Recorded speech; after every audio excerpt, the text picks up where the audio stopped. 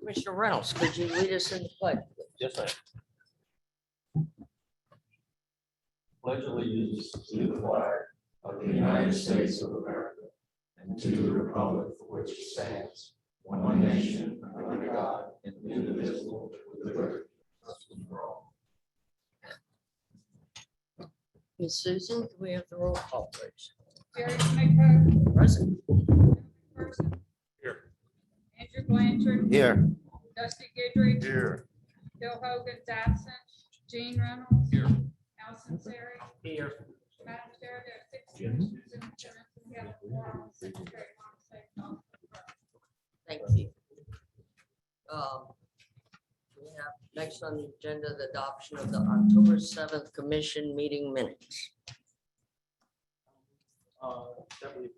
Moved by Commissioner Sunseri, second by Commissioner Guidry. All in favor?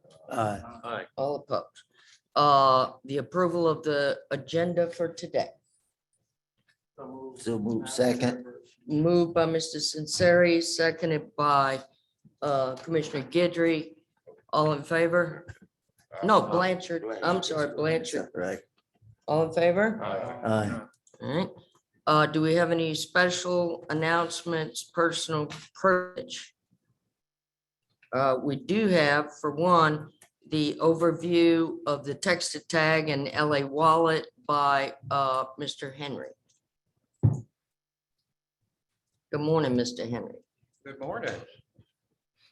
All right, let's see if I get this up first.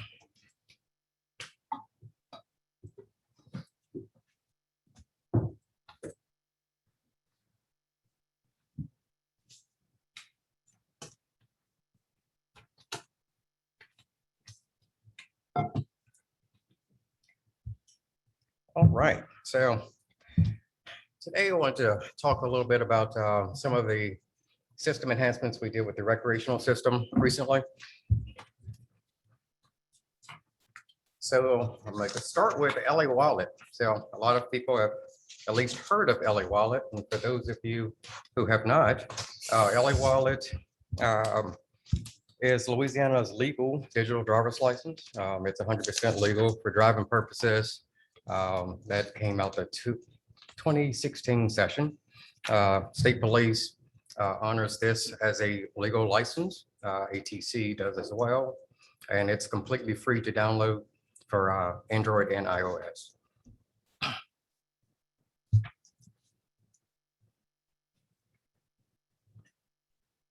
So one of the things that we did with our wildlife and oops, didn't switch over yet.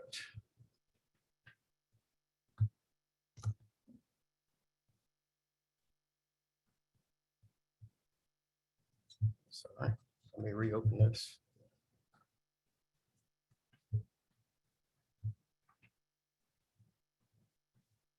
All right, there we go. So one of the things that we did with our LWF licenses is we had it added to LA Wallet. So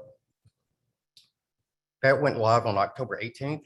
And as of today, that's less than 3 weeks of going live with this solution. We have over 70,000 people who have actually joined in, and they're displaying their wildlife licenses in LA Wallet. LA Wallet does work offline. So if you're in an area where you do not have service, it would actually still display your licenses, and that is honored by our enforcement section. And it actually will tell you the last time that it's updated. So, you know, if you go into the woods 5 hours, and it'll actually show the agent, okay, this has last updated 5 hours ago, so that they know it's current. One additional benefit of actually using LA Wallet to display your license, unlike paper licenses where it's kind of static, you have that display. LA Wallet is actually a live connection to the license server.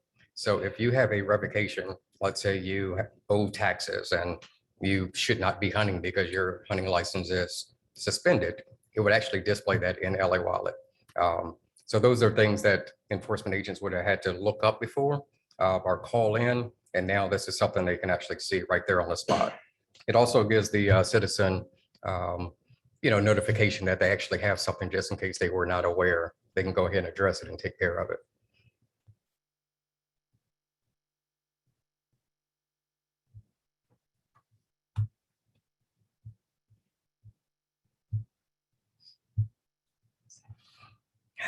Okay. Give me just a second. It's been a little slow. That's not smart.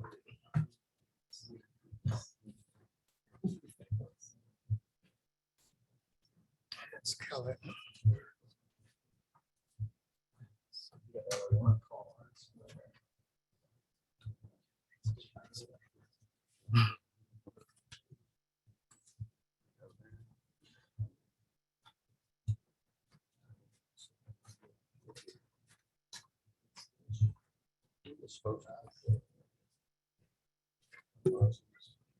So we're gonna give you a little introduction to it.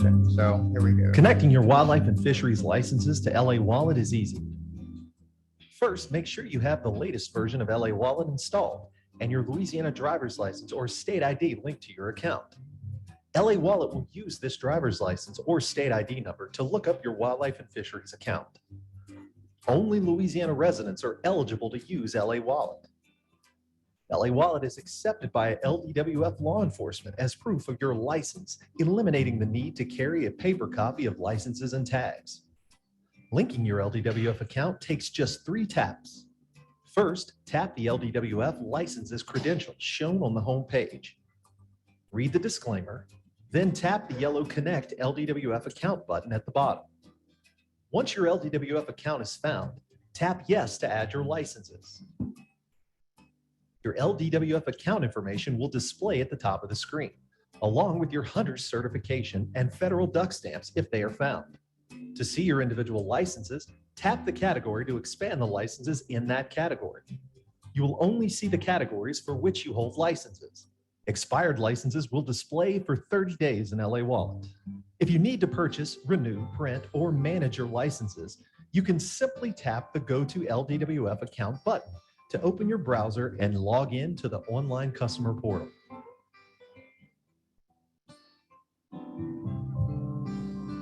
Additionally, if at any time you choose to remove your information from LA Wallet, simply tap the Unlink LWF account button and your information will be removed.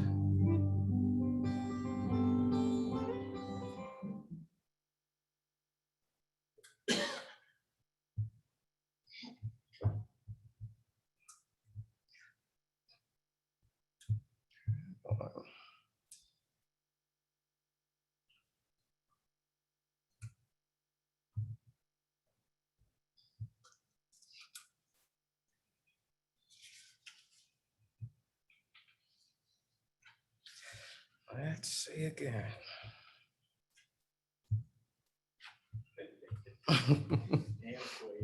Right.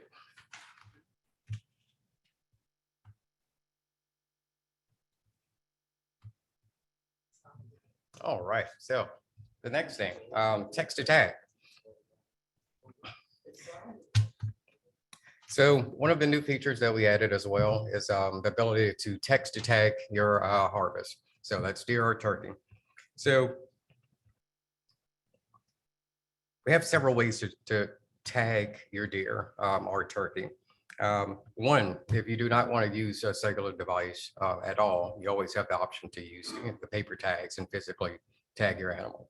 But for those who do want to use technology to tag it and not actually put a physical tag on the animal, you can, one, visit our website at louisianaoutdoors.com, log in, and validate your deer tags. Or you can use the new text to tag features that we have. And we actually have 2 ways to use text to tag. One is through text messaging. So just back and forth, you don't need any type of app, any type of software, visit a website or anything. It's literally texting a number, and then you just respond back and forth with the information that's required to validate your deer. The second option is you can actually request a link. And what will happen is it will text you back a web link. And it's a special web link that you click on, it automatically locks you into your account directly to the validation tag page. And then you can actually use that. A lot of people prefer that one just because you don't have to do all of the texting out what parish you're in and so forth. You can actually use drop downs and click on buttons that way. So it's really just a preference on if you rather use the text only or the text can use the link.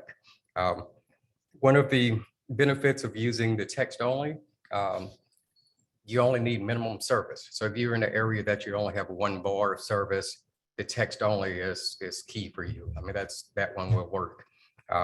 If you do have a little bit better service, using the link may be better for you just to kind of click on and use drop downs and so forth.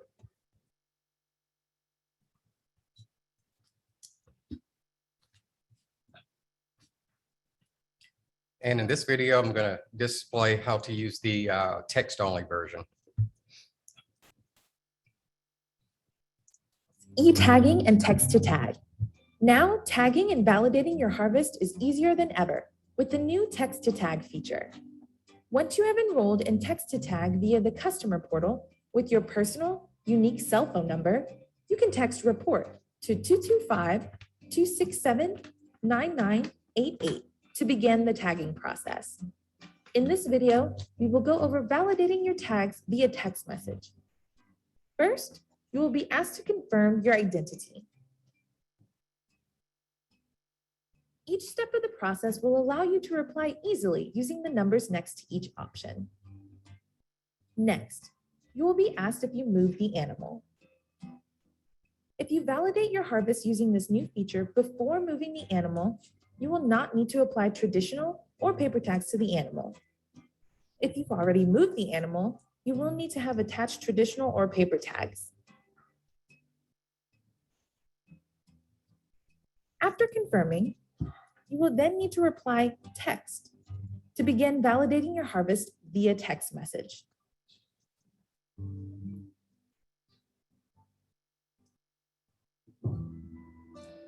You will be sent a list of all available tags to validate. Select which tags you want to validate by replying with the corresponding number next to the tag.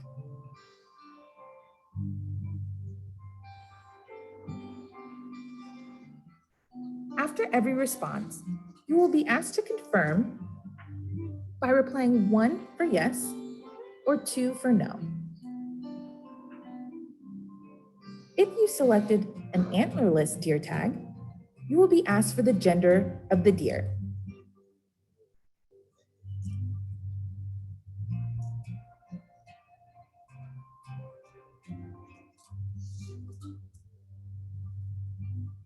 Next, you will be asked to select your harvested date.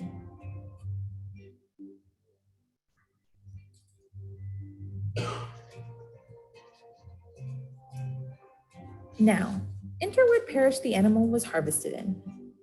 If you misspell a parish name, the system will offer suggestions closest to your spelling.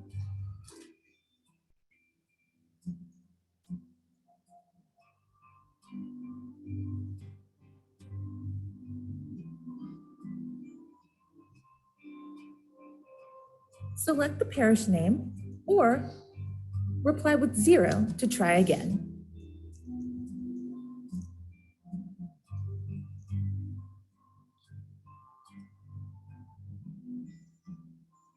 Now, we need to know whether the animal was harvested on public or private land.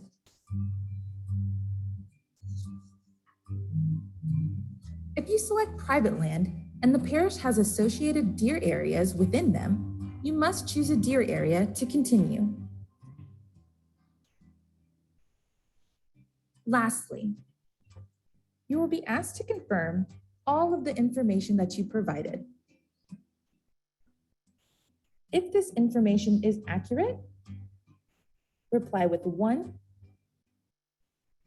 If you need to start over, reply with 2. After confirming your tag, you will receive a confirmation text alerting you that your tag was successfully validated. Once you have received the confirmation number, you are now equipped to move your animal.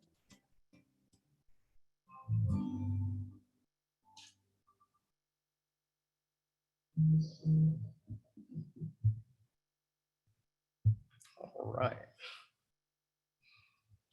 Okay, so the one thing you've heard kind of through the text to tag that I kept mentioning was about your service, the cell service that you have at the time.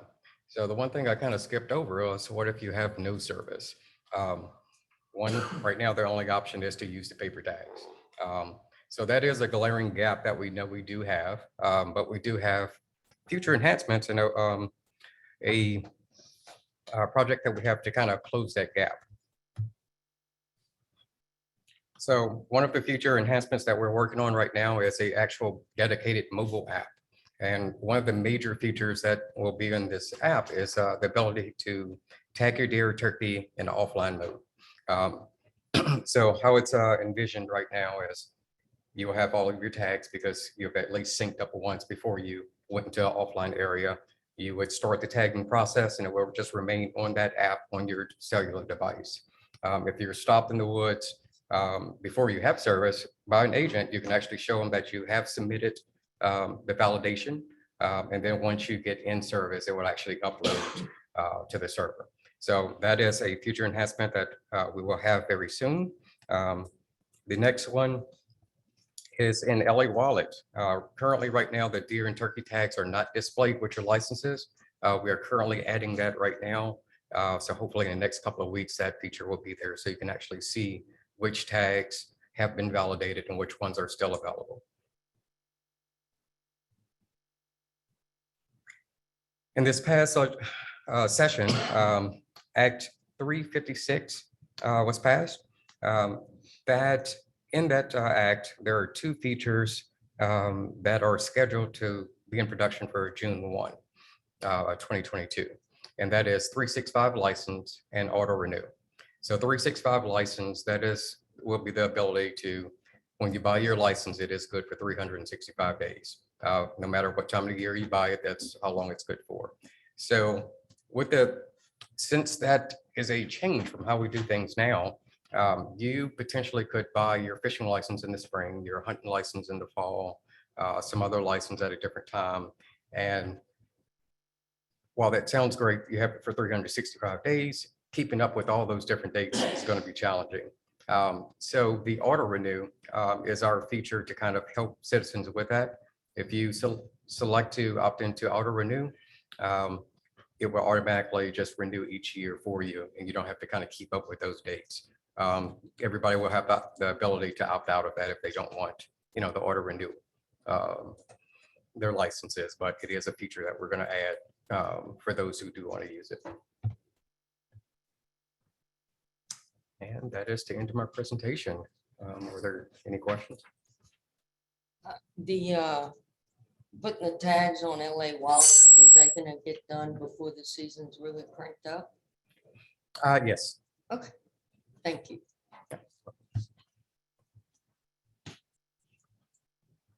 Commissioner McPherson?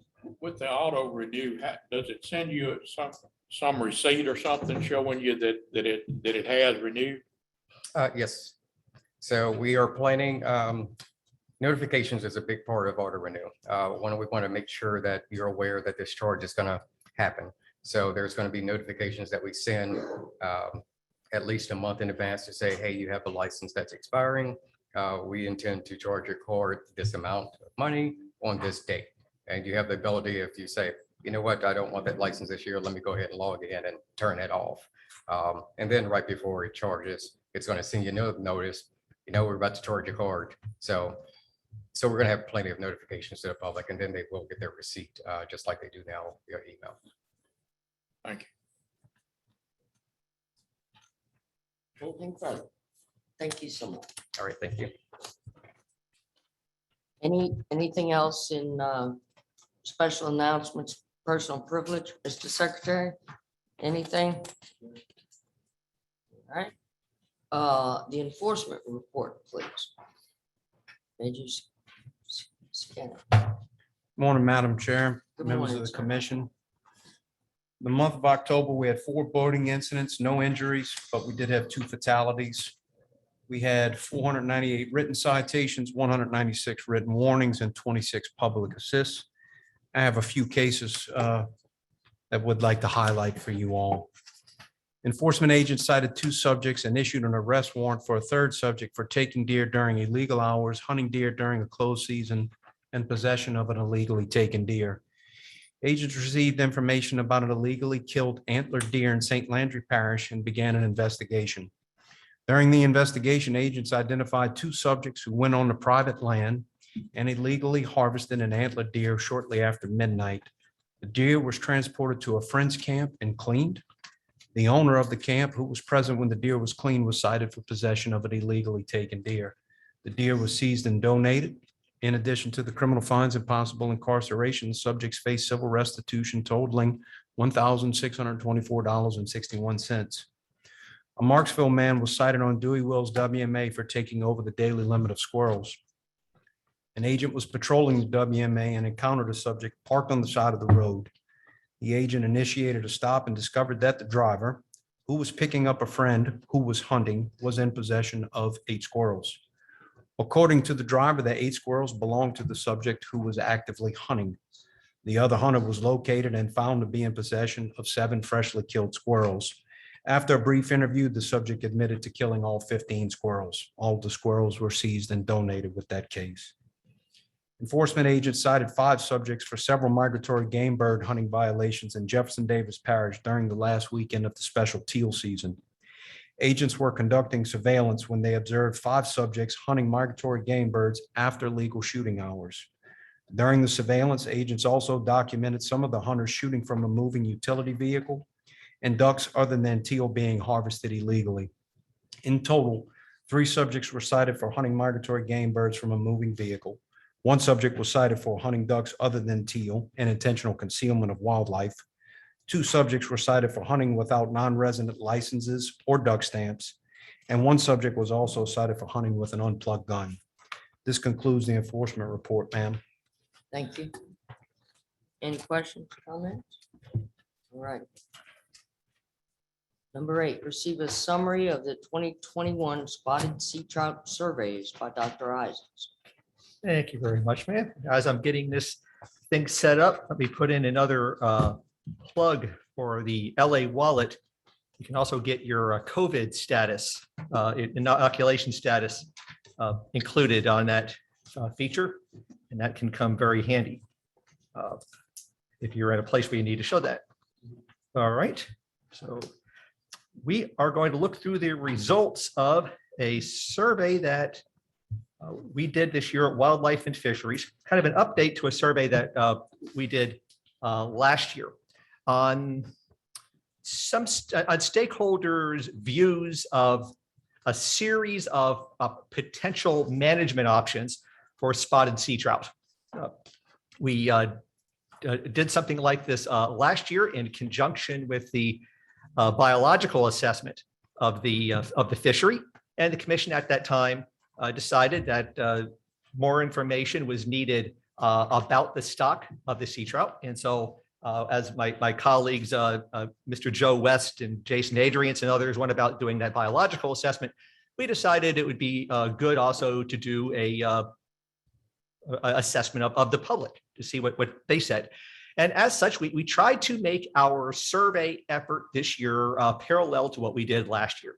So we followed the same basic approach in terms of the questions that we asked. We did have to change some of the questions because, well, we had to change some of the options if we were going to achieve the same goal that we had 5 years. So we wanted to keep the goal of the questions we were going to assess the same, 20% reduction and a 5-year rebuilding effort.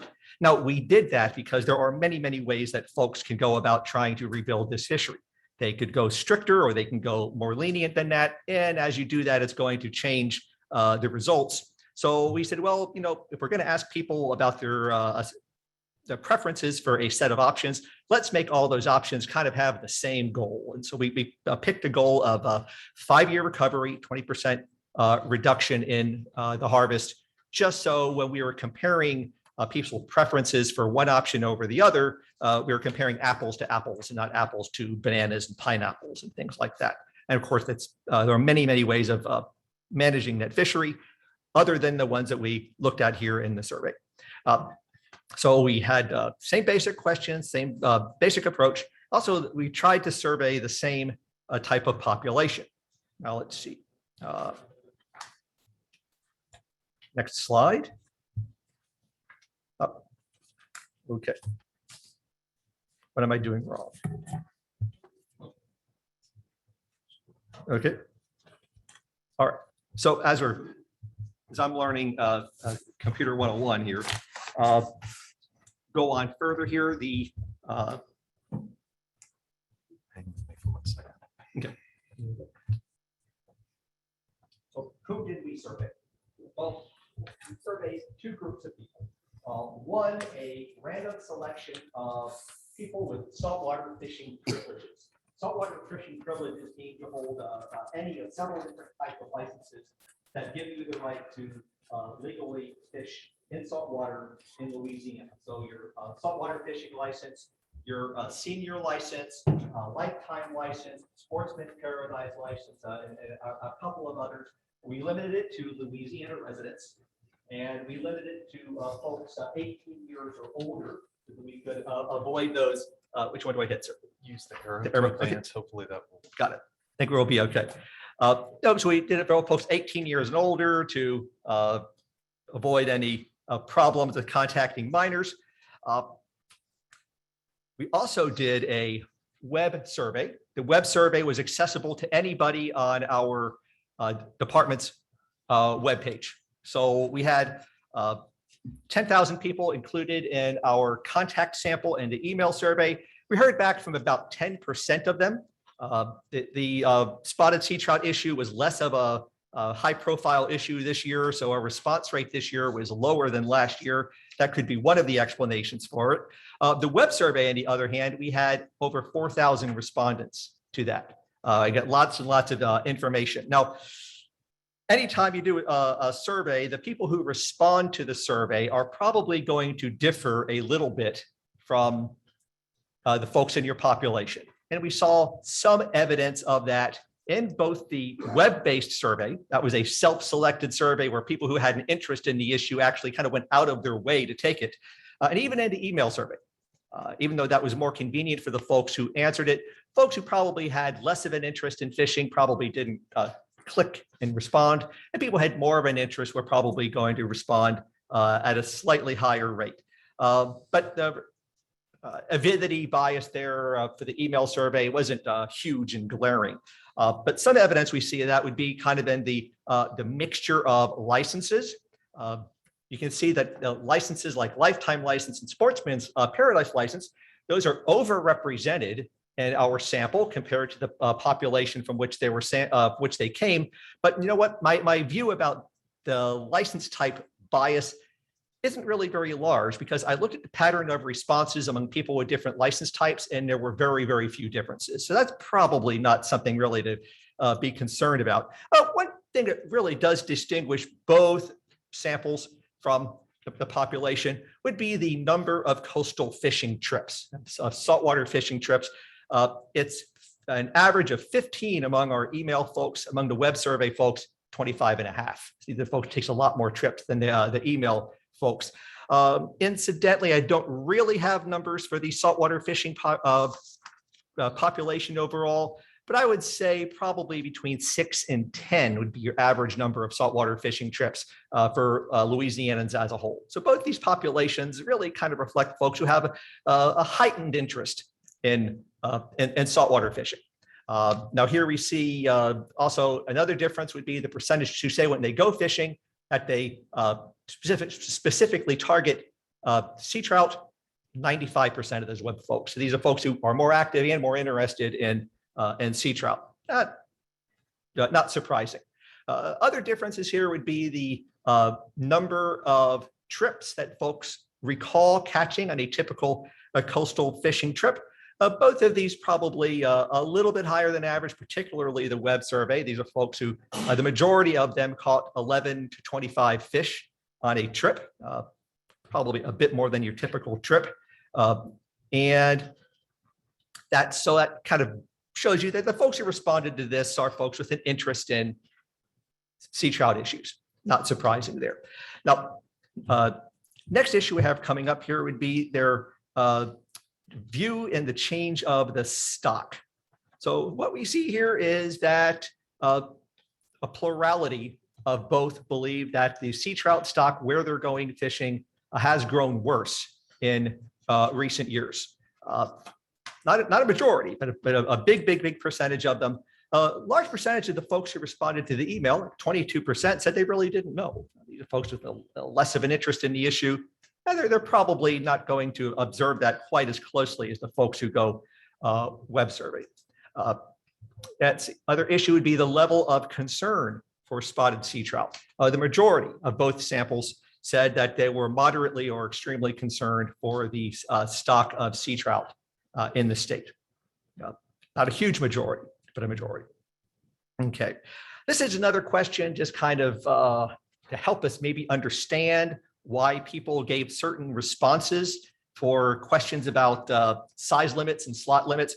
The percentage of folks who thought that the sea trout died as a result of being caught and released. Most of the research that I've seen on this issue suggests that the number is about 8 to 10%. Some of the research suggests it might be a little bit higher than that, but 10% seems to be kind of the consensus among the research. But among our public, about 60% of both samples thought that it was 10% or less that died, and larger, there's fairly large percentages thought that that percentage was somewhat higher.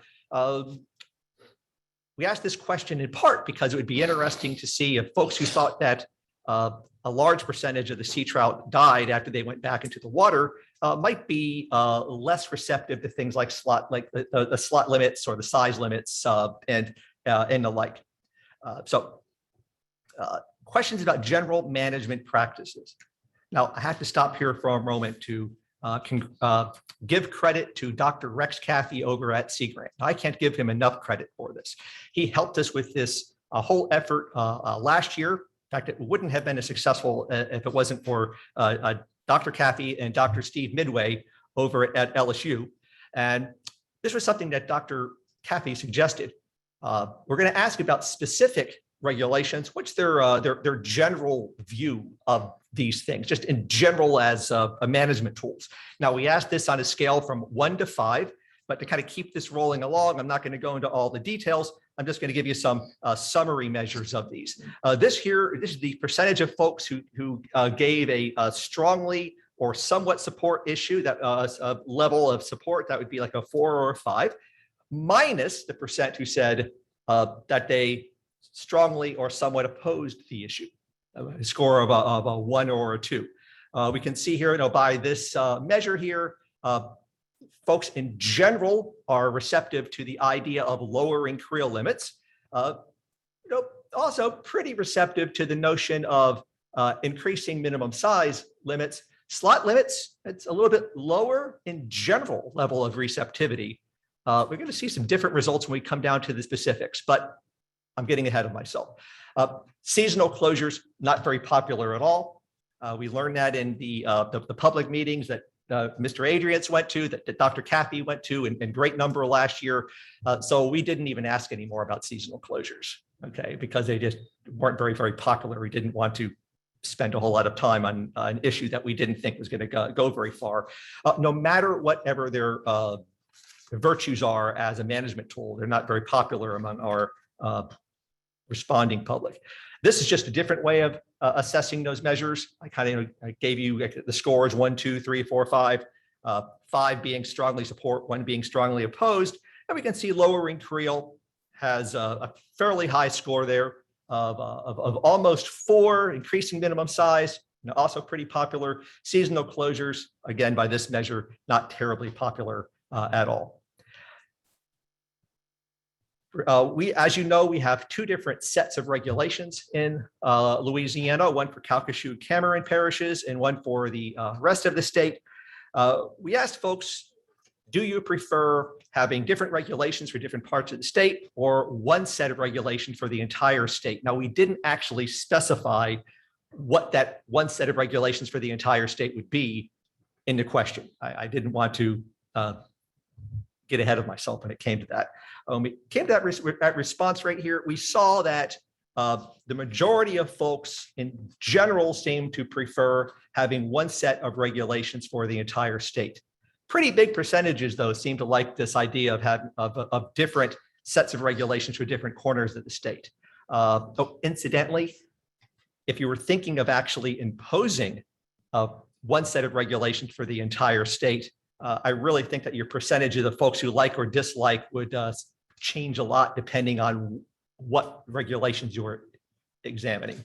So this only goes so far in kind of examining that issue, the general receptivity. Okay, so this is really, I think, what most folks are interested in. Questions about specific management scenarios for spotted sea trout. Now, done in that same 5-point scale from strongly opposed to strongly support. One thing that we did this year is we included the current set of regulations in the assessment. This was something that the commission actually suggested to us. And let me say that was actually a very good suggestion because I've learned a lot from examining that response. It does add, I think, some valuable information. And then 5 alternatives. The 5 alternatives, remember, were just intended to achieve the same goal. All the 5 alternatives all had the same goal of 5-year rebuilding, 20% reduction in harvest. Okay, just 5 different paths of how to get there. Similar approach to what we did in 2020, but some of the parameters changed. Last year, for example, when we talked about an option that would change only the size, the size limit, not only the krill limit, but keep the size limit the same. Last year, the krill limit would have been 10 fish and be able to achieve this goal. This year, under the assessment that came to me from the biological folks, only 9 fish would be included in that option. Also, the slot limit option was actually a little bit more generous this year. Folks actually got to keep 13 fish rather than 12 fish under the slot limit as it was constructed and presented to me this year. So if you kind of want to compare 2020 and 2021 results, you have to be aware that there are differences in the management options this year compared to last year. Okay, I mentioned the current set of regulations here. This is kind of a general level of receptivity to them. What we see in both surveys, about 38%, 37% of the folks seem to strongly or slightly support the current regulations. The web survey folks have a stronger level of opposition to the current regulations than the web folks. Incidentally, I kind of went back here and said, okay, if you oppose one of these type of things, what do you think of the other options? And a majority of the folks who opposed this agreed with at least one of the other options. So it's, I'm going to expand upon that a little bit later on. So here we kind of get the idea for where the current regulations are. The krill change only option. Now, I talked about this earlier. Okay, this one here would keep the minimum size length at 12 inches, but lower the krill limit. In order to achieve that 20% harvest reduction 5-year rebuilding goal, you would have to have a krill limit of only 9 fish this year. This was not the most popular option. Almost a majority of the web folks strongly opposed with this. Pretty big percentage of the email folks also opposed it. The size change only. Size change only would keep the krill limit at 25. If you're going to do that and still achieve that 20% harvest reduction 5-year rebuilding goal, you would have to raise the minimum size limit to 14 inches. This is pretty much the same as what we had last year. And we can see here that the web folks, majority of them gave this some level of support, not really among the email folks. And that was a good option. Now, a little bit better received here, well, differently received, is the krill and size change option. This would lower the krill limit to 11 fish, increase the minimum size to 13 inches. So we can see here, this one has some higher levels of opposition.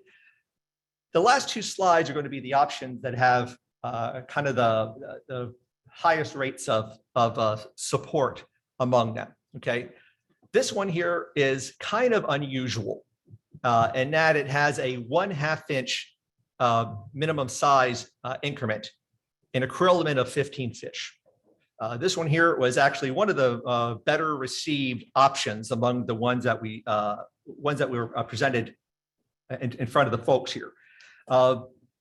The 1/2 inch increment though is kind of a change because we're used to going in 1 inch increments, and this one did help folks achieve that goal of 15 inches. This goal of 15 inches, incidentally, is something that kind of came to us through the public contact survey that Mr. Adrians and Rex Caffey and the rest of the department went out and conducted last year. They kept hearing this option of having 15 fish as a krill limit was a very common goal set among a lot of folks. So we created this option to be able to achieve that 15 inches.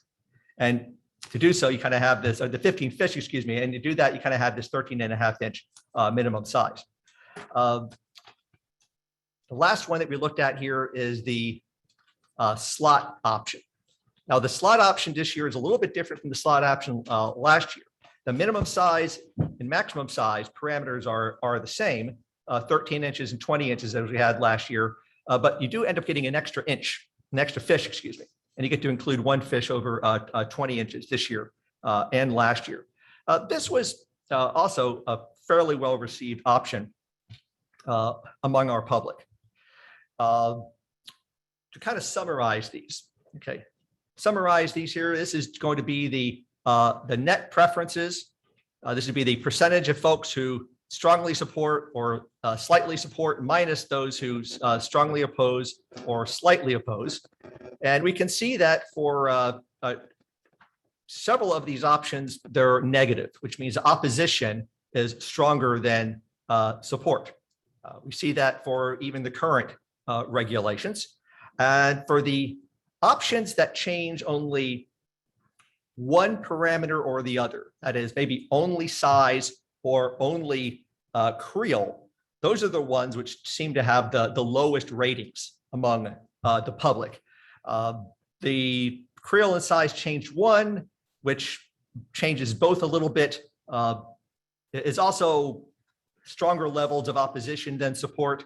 The 2 highest ratings one here would be the one that allows people to keep 15 fish with that kind of distinct 13.5 inch minimum size limit, and also the slot limit, which is 13 to 20 inches, allow people to keep 13 fish. By this measure, these things are actually fairly tied in terms of public receptivity. This is a weighted score. Weighted scores, kind of an average on a scale from 1 to 5. The options that include a change of only creel or only size get the lowest ratings by this measure. And the ones that change both creel and size are a bit more warmly received. Again, the options that have the highest level, the highest rating, I should say, would be the creel and size change 2. That's the 13.5 inch 15 fish option, and the slot option. Both of these kind of come in with the scores of just about 3. Now, interesting thing that I did, of the folks who answered the questions about the alternative options, that is something in addition to the current options, 83% of the email survey and something like 85% of the web survey agreed with at least one of them. Okay, they didn't all line up in exactly which one they agreed with, but there was seemed like a very strong interest in the folks who answered those questions for having some type something other than what the current set of regulations. And when I say relatively high ratings, I really have to be honest here. None of those, I think one of those individual options received a majority support from the respondents. So even the ones that are relatively highly popular have a lot of uncertain responses. Okay, when I looked for differences between the email survey and the web survey, the thing that kind of popped up again and again wasn't so much one group supported or opposed in greatly numbers, in great different percentages. You tended to see differences in the email survey folks who were unsure about the population. So they could kind of go one way or the other. This is a difficult thing for folks to understand, difficult decision for folks to contemplate. And I also should say here that all of these percentages that you saw apply only to the time in which the survey was conducted. We've all seen public opinion polls, right? And we all know that they change over time. So what public opinion is 3 months from now, I really can't say with the information that's in front of me. I don't know who can say that type of thing. Okay. Indeed, as the options become a bit more concrete, and as the options narrow from 5 potential options, say to 2 or 3 potential options, folks' opinions on these matter may shift. That's just the factor of human nature. Okay. Again, both opinions were both of these options that you see here were more highly rated than the current regulations. And getting back to this issue, is a lot of folks are unsure about these, and as more information comes along, their opinions are likely to shift in one direction or the other. As I'm closing here, I wish to thank all of these good folks here. I thanked Dr. Caffey over at Sea Grant. Very valuable in getting this thing off the way. Dr. Midway over at LSU, also very helpful. And all of my colleagues here at LWF, including Dr. Merriam, Chris Schiebel, Barry Blanchett, Christian Winslow, Patrick Banks, Jason Froba. Thank you very much. Thank you. Yes, Commissioner McPherson. Dr. Isaac, what did Texas contribute to the survey? Texas. You know, I can't say for exact percentages. I could look that up to you because the web survey was open to the No, public. Oh, you had one of the people you were thanking was from Texas. okay. I'm sorry there, Texas. That actually was Mr. David Smith. Mr. David Smith was a graduate student under Dr. Steve Midway. He got his master's degree here at LSU. So he did the work when he was working here at LSU, but he has since moved on to employment over in Texas. I thought maybe we had looked at some of their statistics, or he had some surveys they had done or something that Texas had contributed to this survey. Not for this particular effort, sir. All right, thank you. Thank you. Any other questions? I have Yes, one. Commissioner Rhodes. Looking at the survey, you had 10% response. Yes, sir. Is that considered average, below average, above average? That is a matter of concern to me, sir. When we have done these surveys in the past, we had much higher response rates when we did these things. When we did it last year, when the sea trout issue was a lot more in the news, our response rate, I think, was like maybe closer to 14 or 15%. That email survey this year came in, it was 10%. And I think it might be related to survey fatigue.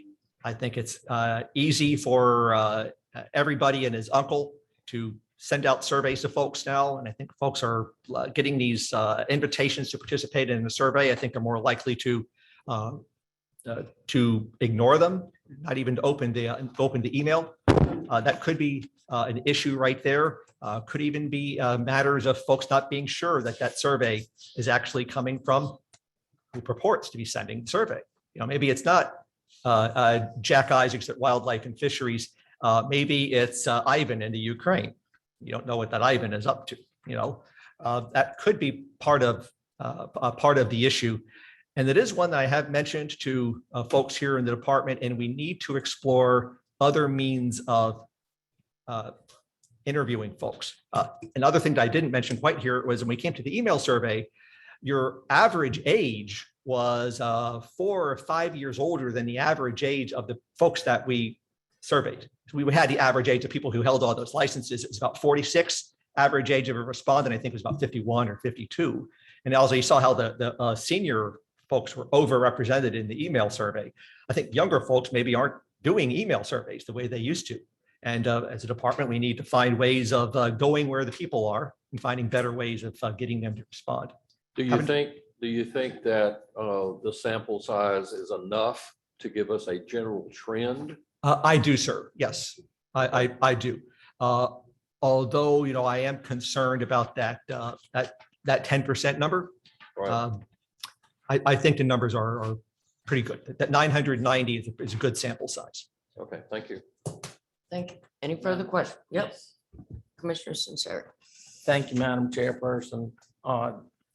Thanks very much for the presentation, Dr. Isaacs. I wanted to ask a question about the survey. Yes, sir. What did the survey go out strictly by itself, or were there some other language in the survey that might have been placed in there that such as notifying the respondents in the survey that there was a problem with overfishing, or that there was a concern about it, or any of that kind of stuff?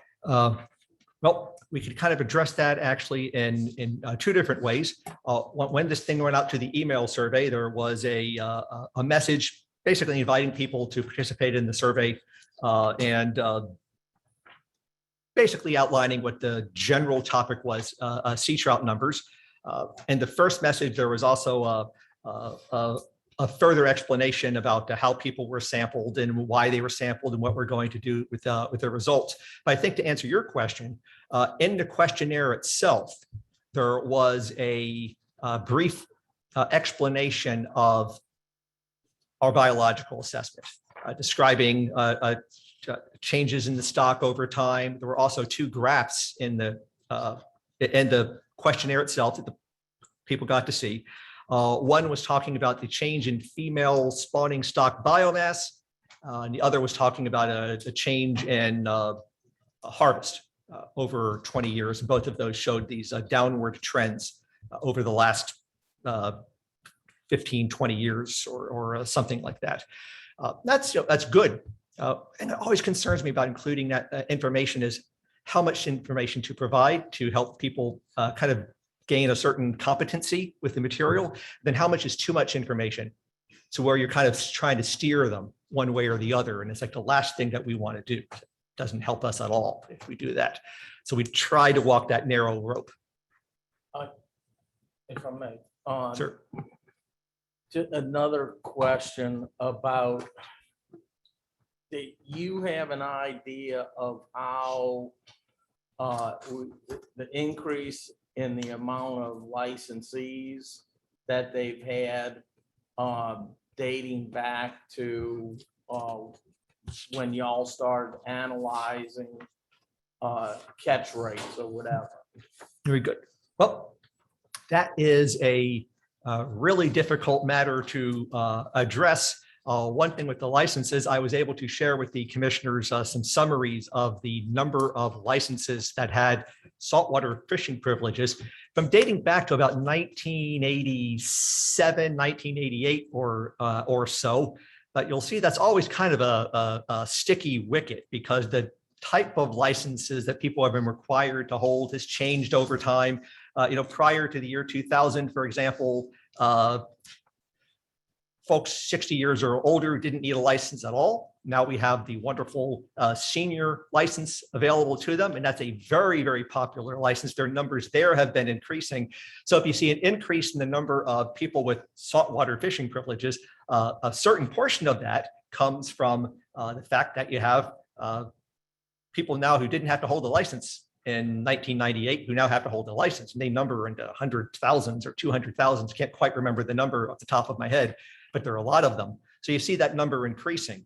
I could bore you with even more statistics.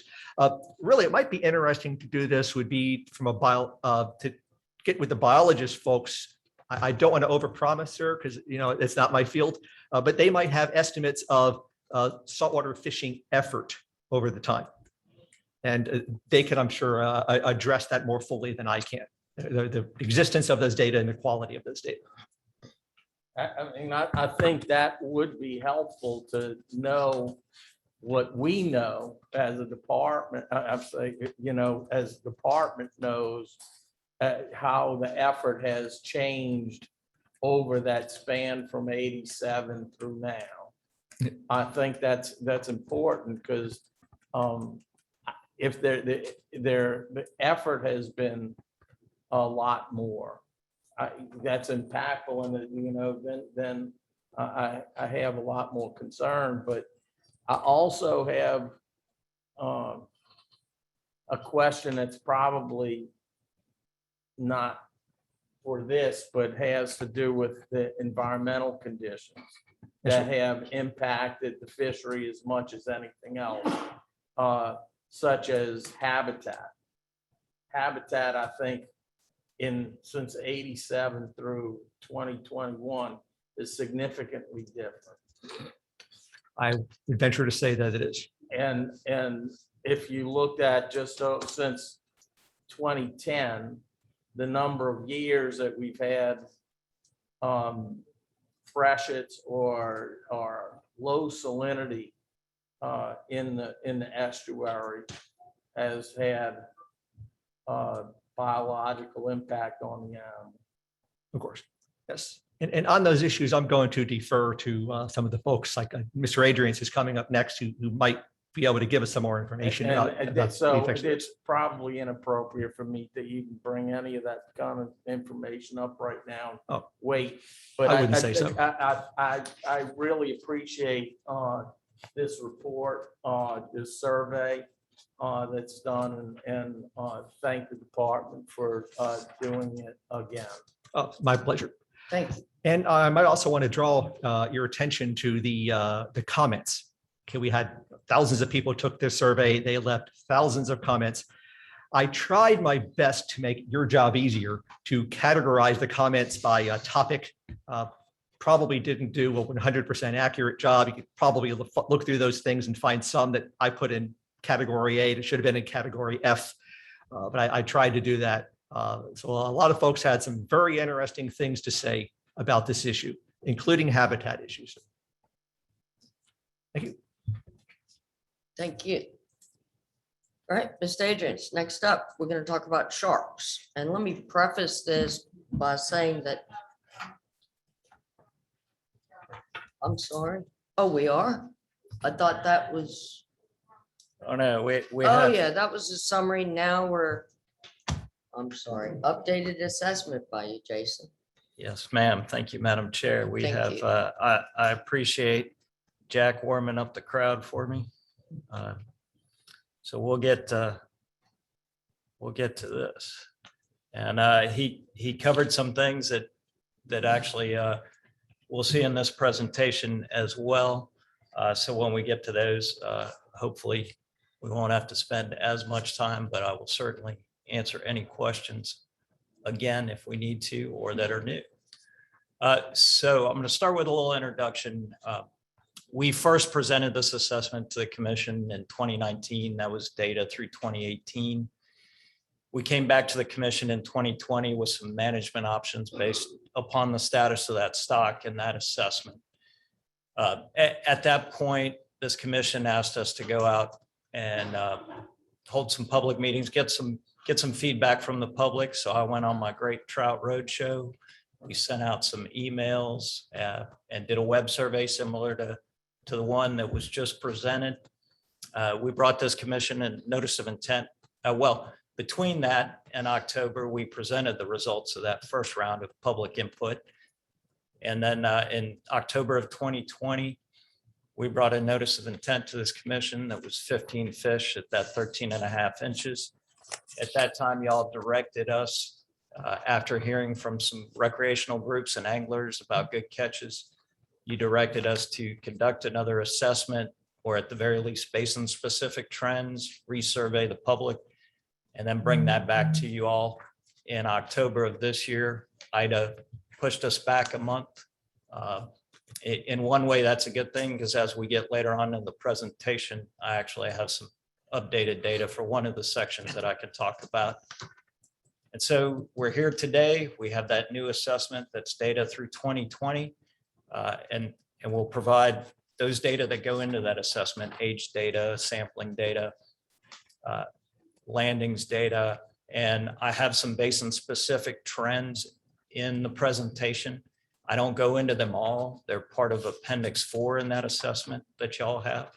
But just for the sake of not having 60 slides and only 40, we left some of those out in this presentation, but we hit the highlights.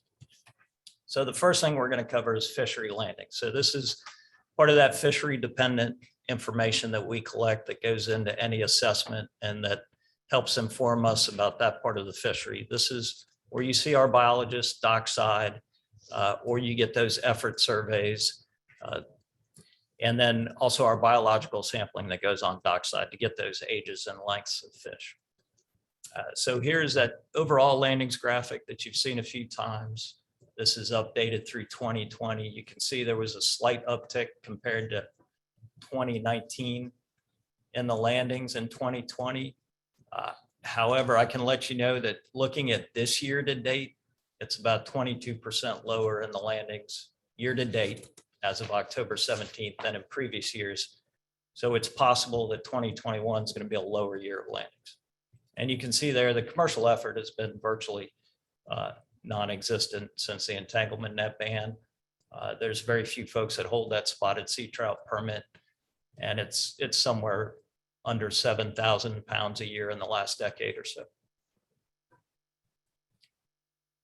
Recreational landings. So these are the recreational landings, and the only difference between this and that last slide, you can see there in the last few years, we've broken it out by basin. And we'll dig a little deeper into that in the next few slides. So I'm not going to spend too much on this one. All right, so this is that looking at basins. You can see the proportions there in the legend of the harvest by basin. And to give you an idea, about 74% of the, well, we'll get to effort later, 89% of those landings occur in Terrebonne, Barataria, and Pontchartrain Basin. So the vast majority of those landings are coming from the south central, southeastern portion of the state. Effort. Commissioner Sinceri was asking about effort. Here's a graphic of that effort by basin for the Lacreel years, the 2014 through 2020. And with that, I'll tell you about 74% of that effort occurs Terrebonne, Barataria, Pontchartrain. So that's south central, southeastern portion of the state, with only about the remaining 25% of effort in Terrebonne and Calcasieu. So if we look at this by mode, so by private angler versus charter angler, by basin, it's roughly in the high 80s to 92% of effort, and the majority of the basins comes from private anglers, not charter. However, you can see there that proportion is a little different in Calcasieu and Sabine. That's roughly a 1/3, 2/3 breakdown of landings from charter, the 1/3 being charter, the 2/3 being private angler. Age composition of those landings. So we've talked about this in the past, and I'm going to draw your attention there to 2020. The number of age twos, that proportion in the landings is about 39%. So just under 40%. Now keep that in mind when we get down into this presentation later, and I'll show you the proportion in the stock of age twos. So and those age threes, those older fish, age 3+, that continues to trend down. And you can see there 2020 was another year where there were fewer and fewer age 3+. Now I'm going to show you the basin level version of this graphic, but it's going to be those last 7 years where we have that data by basin. And remember, when you look at that, it's just the tail end of that graph. So you don't get the historic perspective. So it's going to look a little different. You can see here, it looks a little more, it's a little more of a straight line because you don't have that historical perspective. Vermilion tesh, you can see it's actually got a lot of variability because we don't get as many samples as the rest of the state in that basin. There's just not as much trout fishing harvest over that way. So the samples are going to be highly erratic, a little less confidence in those samples overall because we just see fewer of them. This winter severity index, we talked about this the last few times. We brought up trout data. And this is when we look at a stretch where we have 7 days below 44 degrees at certain constant reporters statewide. And we'll plot that. That's that index value on the right-hand side you see there compared to the landings and then the discards, the estimated discards. In going through all this, this helps us explain about 53% of the variability in any year's landing. So when you look at this analysis, it indicates that it could explain about half our variability in the landings. So a freeze year, landings go down. So now let's get to the GillNet survey. So these are the surveys our biologists go out and take year after year. I'm going to start with our smallest 1-inch panel, but I'm going to give you the spoiler alert before I go through all these. This is in the assessment through 2020. We were able, because this GillNet index runs April through September, with the delay we had from Ida, we were actually able to run the 2021 GillNet indices that go into this assessment. Not a complete new assessment, but these indices we were able to update and they all went down. And actually this 1-inch, you can see it actually had 2 years where it bounced up. But in 2021, this one's going to be back down near that 1 line. And that 1 line you can take as kind of a long-term mean. When you standardize this to itself, that's just how much that varies around that mean. So if we, for this year running that, that's back down to that more average line. This is by basin. So if you remember again, this is, you're not getting that full historical perspective, but you can see that variation within the basins of that. And this is one of the things that goes, this is more closer to our recruitment index that I'll show you later on. These are some of the smaller fish, the young of the year fish. Not young of the year, but those age ones coming in. So this is the next panel. And there's these 3 panels that are used mainly in the assessment, that 1-inch, 1 1/4, and the 1 1/2 that we'll get to after this one. But you can see this one, it's been trending down, and that new 2021 point is down again as well between those last 2 points roughly. And then this is that looking at a basin view. Now, one thing to remember, because we aren't to the point yet of being able to do basin assessments, when you drill these samples down at a basin level, you lose a little bit of that accuracy because you have fewer samples as you go down to the basin level as opposed to the statewide level right now, where we are now historically with this sample. This is that bigger panel, that 1 1/2 inch, where you start getting some bigger fish, and you could see there, that's been trending down for a while. And that 2021 point will be below that 2020 point. And this is, Jason, what size fish are you catching in each Sure. of those panels? yeah, so that 1-inch mesh is typically an 8-inch plus fish, but it can also have 9, 10, 11-inch fish. The next panel, the 1 1/4, is 9-inch plus fish, but you're going to get some 11 and 12-inch fish. And then this 1 1/2 inch, it's 10-inch plus, but you'll get some 13 to 15-inch fish. So that's roughly kind of the sizes those select. And then we have bigger panels, but there's so little catch in those that we don't analyze those. And so that brings us, so that's some of those inputs into that assessment. So we reran the assessment, and now we'll get into some of those results. So if you look at the age composition coming out of the assessment of the stock, Remember, the landings were 39% H2s in the harvest. Well, it's only 20% of the stock. So there's some disproportionate harvest in those H2s compared to what's available in the stock. So more H2s. And that goes to what y'all heard last year about it's a great year. I'm catching more fish, bigger fish. So anglers were pretty successful at hitting those larger fish, especially those H2 fish. This is our recruitment index, and you can see it's bounced around that mean a lot. It's got a slight downward trend. It was back up for the last 2 years.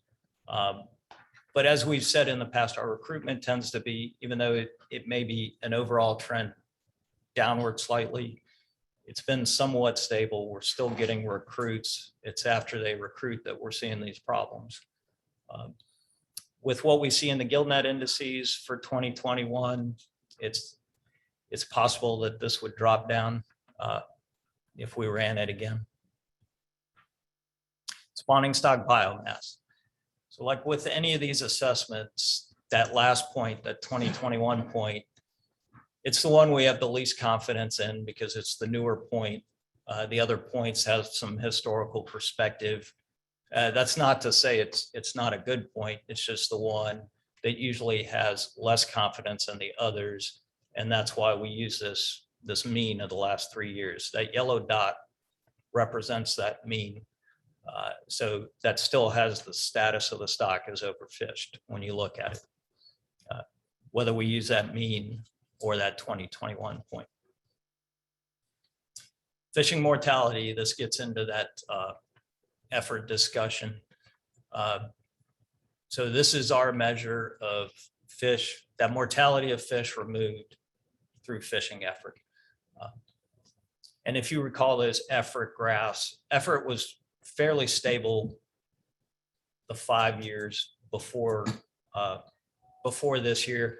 It does vary. It varies from year to year. There's a little bit of difference in that. However, one thing we looked at is the catch per unit effort of anglers. So while that effort trend may be close to an average, the catch per unit effort in both our dockside sampling and when we look at the estimates in total has been trending down. So anglers, while the effort may be similar or higher, how successful they are is dropping. So that catch per unit effort is dropping. Anyway, as with spawning stock biomass, that last point is generally a little less confident than the other points. You can see it had been trending down a little bit, but when we do look at the mean, it's still, overfishing is still occurring. It's right above that limit. So an assessment summary, before I go through the bullets, it's essentially the same as when we ran it last time. There's a little bit of movement in all those indices and points, but the stock is still overfished. Overfishing still occurring. It's been overfished 7 out of the last 10 years. That spawning stock biomass is still at some of the lowest levels we've seen in the history of that assessment. We continue to see a lower proportion of those H3 plus fish over time. That trend continues. Recent landings are at some of the lowest levels we've observed, and they're year to date, they're down, but effort is down proportionally. That's why I mentioned that catch per unit effort. We expect landings to go down when effort goes down, but that catch per unit effort is also going down.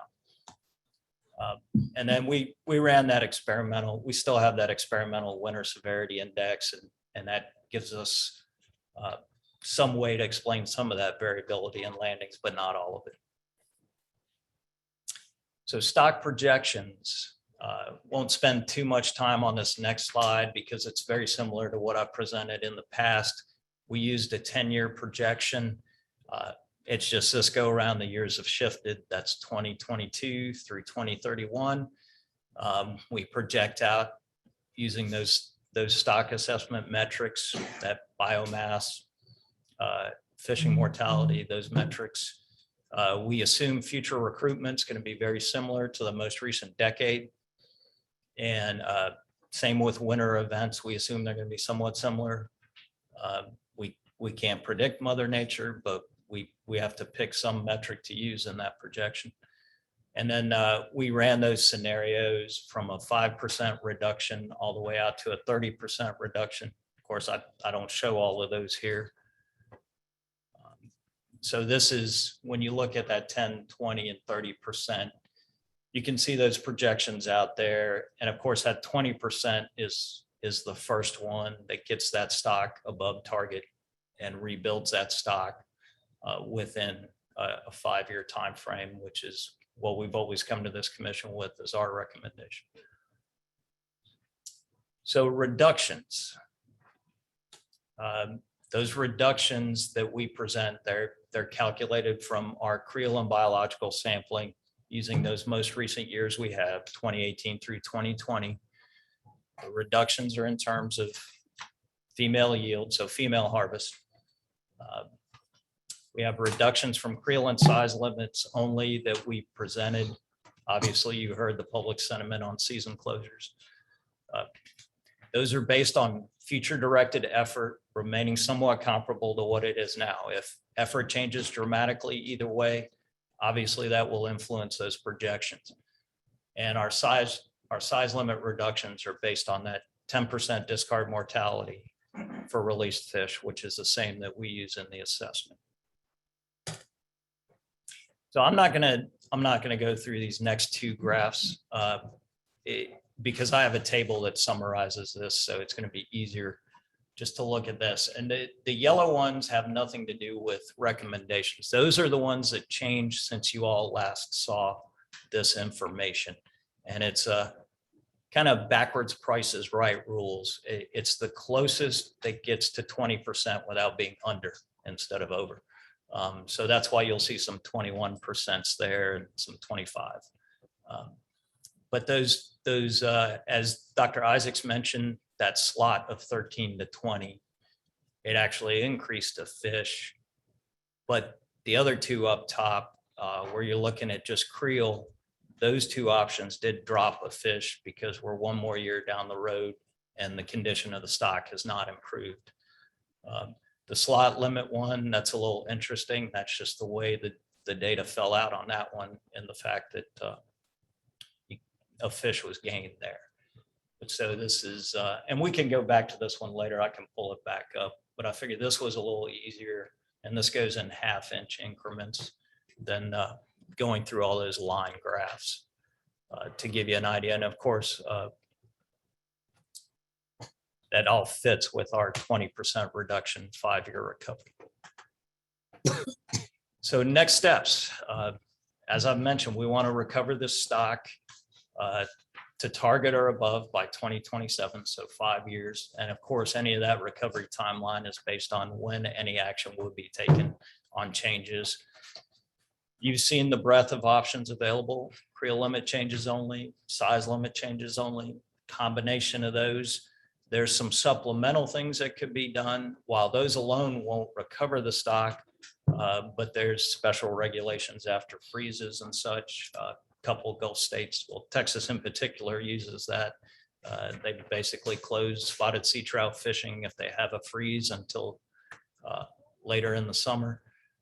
And then, of course, those alternative type things such as seasonal and aerial closures, but we don't recommend that. And as you can see by the public opinion, I don't think anyone cares for those. So next steps. We're asking for guidance from this commission on management options and ultimately guidance on bringing forward a notice of intent to begin addressing the problems and issues with this stock. And that's my last slide. I will take any questions. I'd like to make a motion. Commissioner Reynolds, yes, sir. Given the information with the survey and the information that you've given to us and, you know, the latest information, and given that we were looking at maybe an NOI December or January, I would like to see a panel created with recreational CCA charter, let the department choose the members, even maybe a commission member to be on that panel between now and the time the NOI is presented to to focus down on what we want to vote on. I think there are a lot of options on the table right here. It could be a lot of different opinions and everything, but I think if this panel can get together and come up with a concrete plan going forward, I believe it might be easier. And my interest is, I've been in South Louisiana for 35 years in Cameron Parish, and I've seen the stock go down. And believe me, I'm in there to make this fisheries work. I've seen a lot more people fishing, but a lot less fish being caught. So anyway, so that's my motion. Motion Second. and a second. Further discussion? Let me, Commissioner McPherson. who's gonna appoint I'm all for it if I get to appoint the panelists. Say that up front. But if I'm not gonna be the one, who is gonna appoint them? What's gonna be the selection criteria for them? What are they gonna give us as far as information that the surveys didn't give us for us to make our decision on? The survey was relatively low in far as its participation. So in having 1,000, we'll have 7 or 10. Well, I mean, you're gonna have a panel that will maybe have a different survey. They could go out there, you know, with the next couple of months and, you know, with social media and things like that, you could get some more information.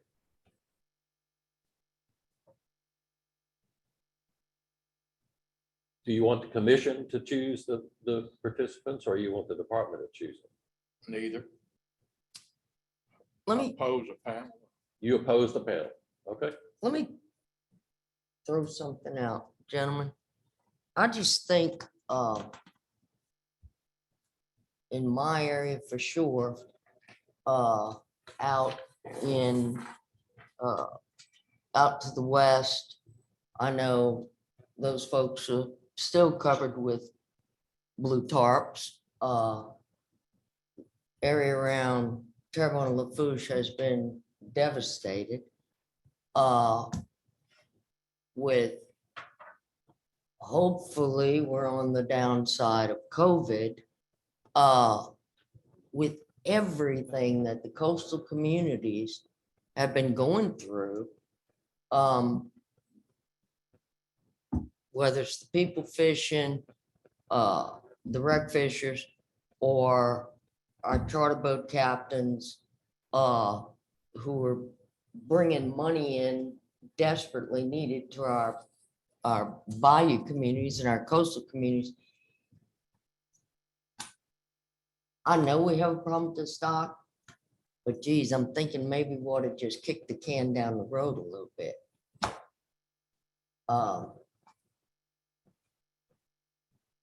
I'm concerned. I like getting more input, but I'm a little concerned about us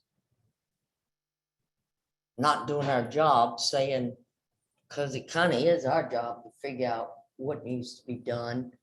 And it almost sounds like we'd be delegating that to someone else.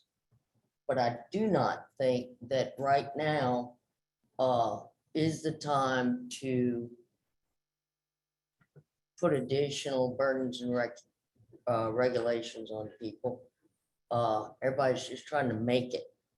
And I can also say that, at least in Terrebonne, the last few years, I'm squishing those fish on that ice chest to make them reach 12 inches. So just say it. Madam Chair. Yes, Mr. Sincere. I'm gonna say that, speaking to the motion, that I would be in favor of having a committee of the commission, you know, go into it in more detail. If that's what we want to do, is to try to go through it a little bit more on this specific issue. But to bring in others outside, we got public comment and all of that kind of stuff that we get. I'm as far as the motion goes. I mean, I'm not, but I'm again, not in favor, but I'm gonna speak to the motion and we'll wait for this to be over and then I'll say I have a couple other questions. Well, here- So with that, Here's what I'm trying to say. This was brought up last year with an NOI, right? Or October of last year. Okay, it's brought up again this year, okay? Everybody agrees that the fishery is going down, right? Just, I mean, that's what I've been hearing anyway. Then we come back in December, we'll come back in January, and none of us will probably visit with each other unless we're, have a panel of the commission. We're going to be given 4 or 5 options like we see here, and then we're going to have the same conversation. And then probably nothing's going to get done. So what I'm saying is the panel, if it's all some stakeholders, including the commission, we can sit down in a room and say, this is good, this is good. Which one do we actually think would work going forward 5 years? I mean, we have all the information. We don't have to go back out there. We could look, but what this panel would do would hone in on one of the options that's available in this piece right here. So that's all I'm saying. And that's what my motion is about, is trying to finalize this and get it done. That's what I'm saying.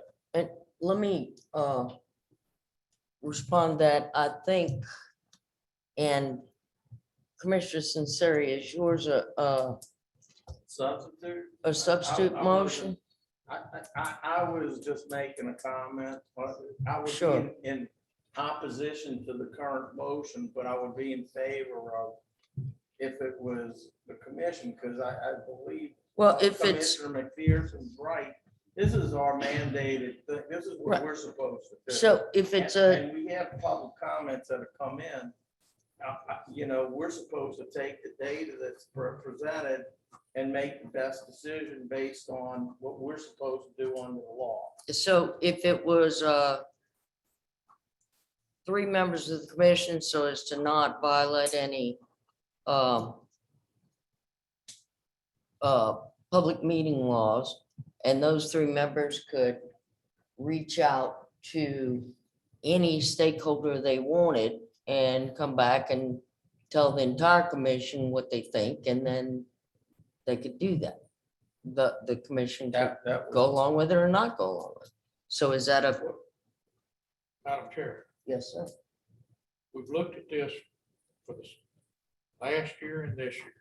We've done 2 full-blown surveys, scientific surveys, I guess Dr. Isaacs would agree with that term.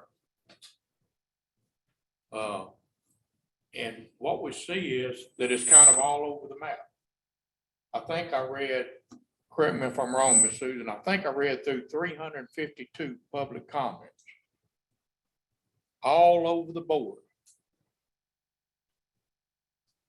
I don't know how you're gonna get that. If we want the commission to do it, let's have a special call meeting and spend all day with it. Whatever y'all wanna do. But there seems to be universal agreement that there's a problem with speckled trout in the state. That they're going down. You're trying to recover. If you have another hard freeze, 7 days under 44 degrees, you're not gonna meet your timeline.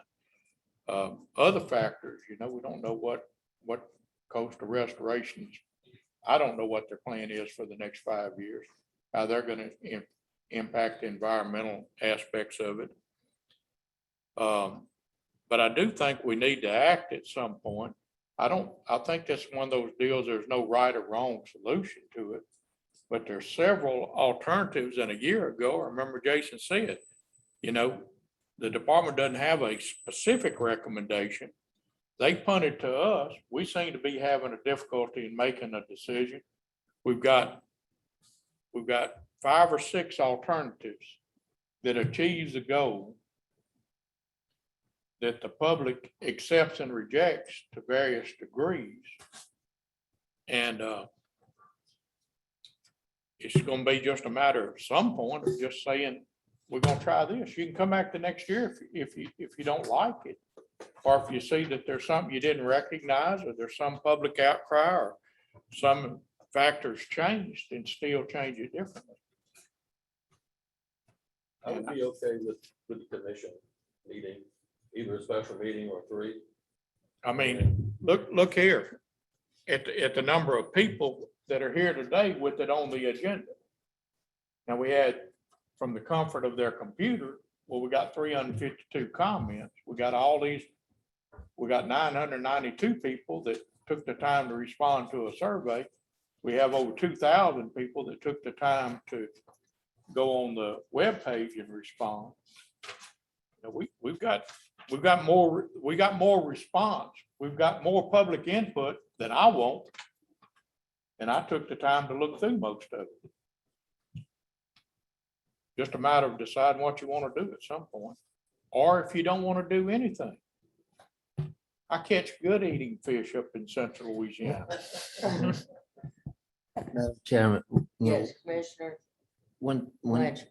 problem that I see, you know, with the thing is, we need to know why speckled trout is the catch per effort, or the catch is more predominant in Terrebonne and Barataria, and why we can't get speckled trout in the western part of the state. You know, managing the It's God's species, country down yeah, managing the species right there, you know, I know it's coastal, it's gotta be coastal, freshwater, whatever, you know, right there. But, you know, I'm just concerned, you know, about, we fix one part of the state and then we go back to the other part. I can comment on that a little bit. So part of it is the majority of the efforts concentrated, obviously, in those 3 basins. Vermilion has its own issues with the Atchafalaya River, and depending on its stage, it's got so much freshwater input that trout fishing is difficult over there. Calcasieu's got its own separate regulations, but as you can see, it's very little of the effort. That effort's really concentrated to the more populous areas of the state, which is that south central and eastern portion, and of course, where that abundance of marsh is or was. So that's part of it. That's just where your effort is really concentrated. Tell me, years ago, I'm talking about 30 and 40 years ago, speckled trout in the western part of the state, we could have speckled trout over 7 pounds every day, you know, over there. I mean, I've seen some that was 7 to 15 pounds back in the day. And now I don't even think you can even catch a speck in the western part of the state. And that's exactly what that age 3+ graphic is showing. We're continuing to harvest those fish at such a rate that so few are making it out beyond 3 years or to those larger sizes. They're recruiting in and they're being caught. And at a rate that's greater than the biomass could replenish. That's why we're in that overfish condition. But in the parish, in the Terrebonne and Barataria basins, we never see fish that There size. is so Never. much, there's so much effort in those basins, and that truncation has happened so much over time that, correct, you very rarely are going to see those larger fish in those basins because it's so heavily fished.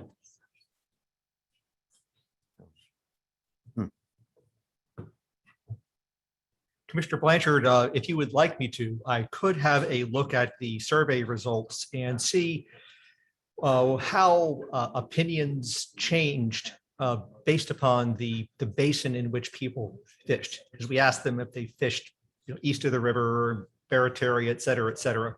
I could look at some of those results if you think that would be edifying. It would be helpful, you know. right there. I'd be happy to. Yeah. Oh, man. Any other comments? We have a motion and a second on the floor.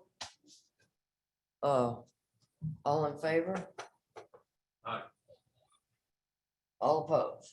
No. All right, motion dies. So, there's nothing, I have Well, questions. I don't think this is an action item at all. I defer to legal, but Uh-huh. we put it on the agenda as a receive and consider.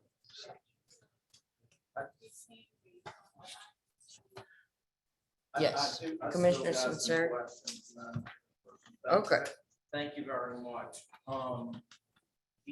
You have an idea of what the average fish caught in Louisiana is? Sure. So I could break that down by charter and private recreational. So if we're using that 18 through 20 Lacreel data, charter average size is roughly 14.5 inches, Which one? 14.5 charter. 14. Private is slightly under that at 14.3 inches. Now that's heavily influenced by 2020. You saw how many H2s were removed were part of the landings. I think prior to that, that was down closer to a 12 or 13 inch mark. Okay. Do you have any idea about the increases or decreases of speckled trout caught across the Gulf? So this is being seen in a lot of states, and you had asked, and I can pull it up for those other limits in other states, and a lot of those are the result of what they've seen, except maybe Texas. They're their own universe. But this is a problem that's occurred in the north central Gulf. Mississippi reduced their limits because of their assessment results. A couple of years ago, they went to the 15 at 15. Alabama just recently reduced theirs. Let me see here. I can pull up the slide. We don't have the slide, do we? No, I'm working on 15 and 15. pulling up meaning is Mississippi. Yeah, All right, so now it's not advancing.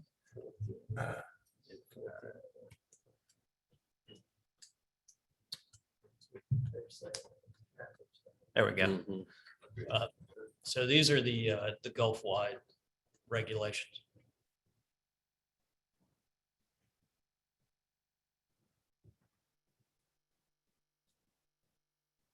Alabama was the more recent change after they had a stock assessment that showed these same issues with the stock. It's been trending down in the entire north central Gulf.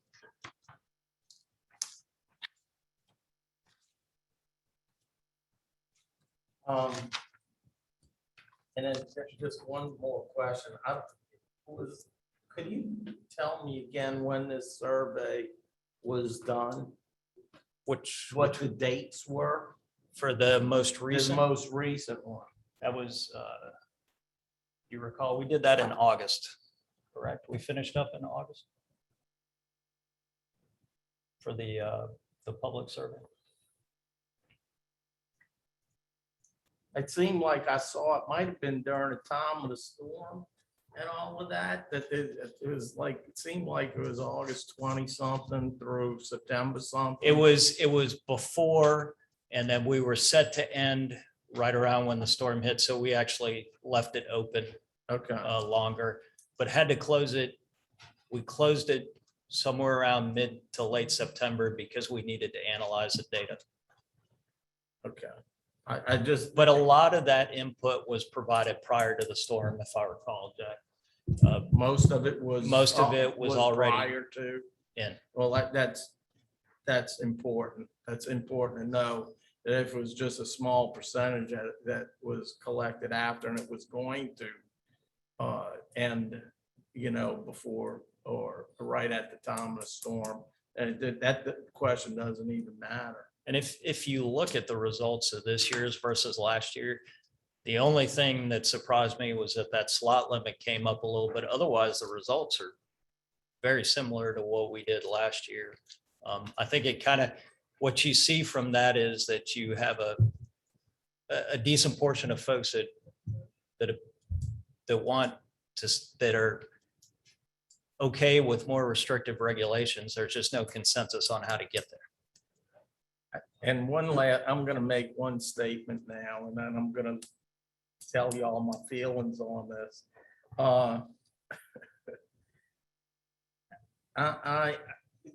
With the people that I know and I talk to about what they're catching with speckled trout when they go out, they tell me that they're catching smaller trout, they're catching that limit, and this is from Terrebonne east. I don't know too much about the western part of the state, but I always knew that Vermilion has never been a huge area for speckled trout. You need to have super dry years for that fishery to take hold there. Basically, I've been told that most of the fish people are catching is right around that 12, 13-inch range, and have been for some time. And historically, for that matter, except for certain few times of the years when you expect to catch big fish in certain places.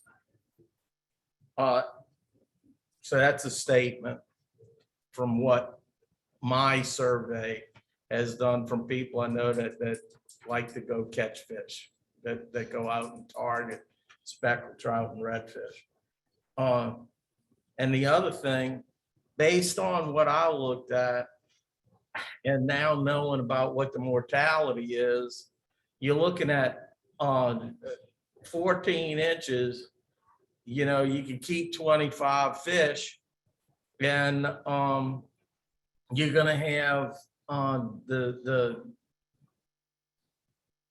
you're gonna have the best thing happen to get to the goal. But that isn't where the people with the fish that people that at least I've been told are catching. So it's a predicament, to me at least. I know that the freshwater that has occurred over the last 10 years on the eastern part of the state has had an enormous impact on the speckled trout fishery. I know that the environment and habitat has increasingly got worse on the east side of the river. I taste oysters all the time. I mean, literally multiple times a week. And, salty oysters is almost a thing of the past. And it's for someone that's been doing this for 43 years, it's unbelievable that I've seen this happen. And then lastly, the coast is eroding out so quickly that I don't know how we're going to fix the habitat problem, and where we're going to, no matter what we do, that we're going to be able to beat this thing in 5 years, no matter what we do. And I appreciate everyone listening to what I have to say. Thank you, Madam Chairperson. Thank you. Commissioner McPherson. Some of your slides deal with female trout over 3 years old. What is the importance of that? I assume that a 12-inch fish lays eggs and there's recruitment, right? Sure. And we've discussed this in the past. We get into that individual fecundity of a fish versus that overall fecundity of the stock. The idea is. Explain. Sure. That smaller fish, while it's mature at 8, 10, 11 inches and can spawn, at least 50% maturity is around there. That fish can spawn. It does not have as many eggs as older fish, of course. We don't have any data that suggests those eggs are any less viable than those that come from a larger fish that may spawn more eggs. The idea is rebuilding that stock. We've truncated the stock. So our spawning stock are those small ones that are getting pulled out of the water right away. And so if anything happens, if we have a year class failure, our spawning stock's gone. The idea is over time, you want to build that, you want to build it back up, increase that percentage of those older fish and rebuild that stock across all ages. So you lessen the impact of one dramatic event on what's now become the core of our spawning stock, which are those small fish. have any of these states, I guess Mississippi, when did they put their regulations in effect? Do we have any data from those states to see what effect their regulations have had? I don't have any current data on this. Do you remember if they have a newer assessment? I'm not sure. It was about 4 years ago, give or take, that Mississippi switched. And what did they have prior to adopting that? Prior to that, they were at a 12-inch. And I don't recall exactly. I think it was 13, 20. And I assume that they went to this because of the same thing we're looking at. They acted 4 years ago. We're still struggling with. They had the same issues in their assessment of a stock that's undergoing overfishing. One of the things I take note of in Florida, which has got all of these things and it's very restrictive on their limit, but the captain and crew no limit. In our comments, we heard some of that. I assume that probably wouldn't be a significant factor. We ran that analysis last year and looked at that, and you're looking at a 1% or less reduction in harvest if you took away a captain's limit on those charter trips. When we start talking in 1/2 inch size nuances, is an age, tell me how old a 12-inch fish is. Yeah, sure. And it varies. If you recall some of those age graphics I showed a year ago with all so you have the average line that's drawn through the length at age. There's a lot of variation around that, but typically an age 1 female can be 6 to 13 inches. A 1-year-old male can be 5 to 11. The males grow slower, so as they get to 2, it's 11 to 14, and then you get 14 to 16 for an age 3 male. The females, it's about 13 to 17 inches is the range for age 2. Okay, so when you're talking about your limits, you got a kind of an adverse selection. You're taking out your brood stock with your females because they attain the length quicker, huh? So correct, and the majority of our harvest is females, and as that is true, if you increase the size limit, that harvest of females increases a little. I think it's about 2-3% for every inch that you go up. That's increased female harvest. But your male harvest would increase fairly dramatic when you're talking about that if they're under 12 inches in their juvenile year, and you're catching 12-inch females. Am I thinking right?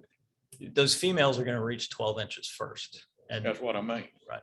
So if you're allowing them to take 12-inch fish and out of your juvenile stock of fish, your 1-year-old fish, they're throwing the males back at 11 and a half inches, but the females in a lot of cases have attained the 12 inches, so you're taking them out. Is that a fair?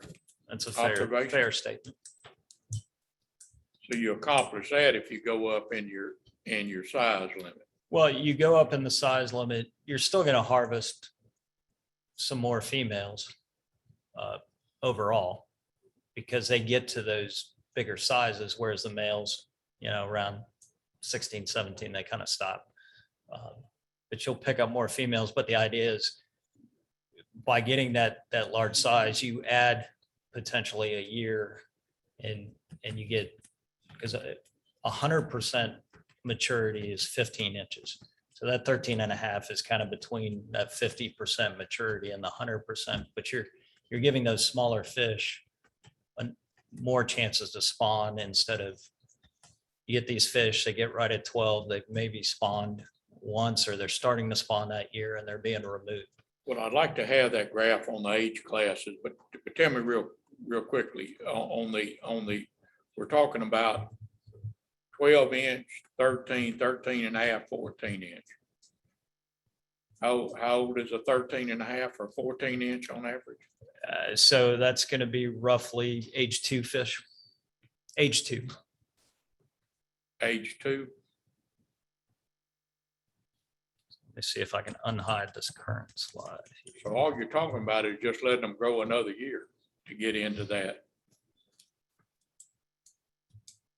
Let's see if this pulls up.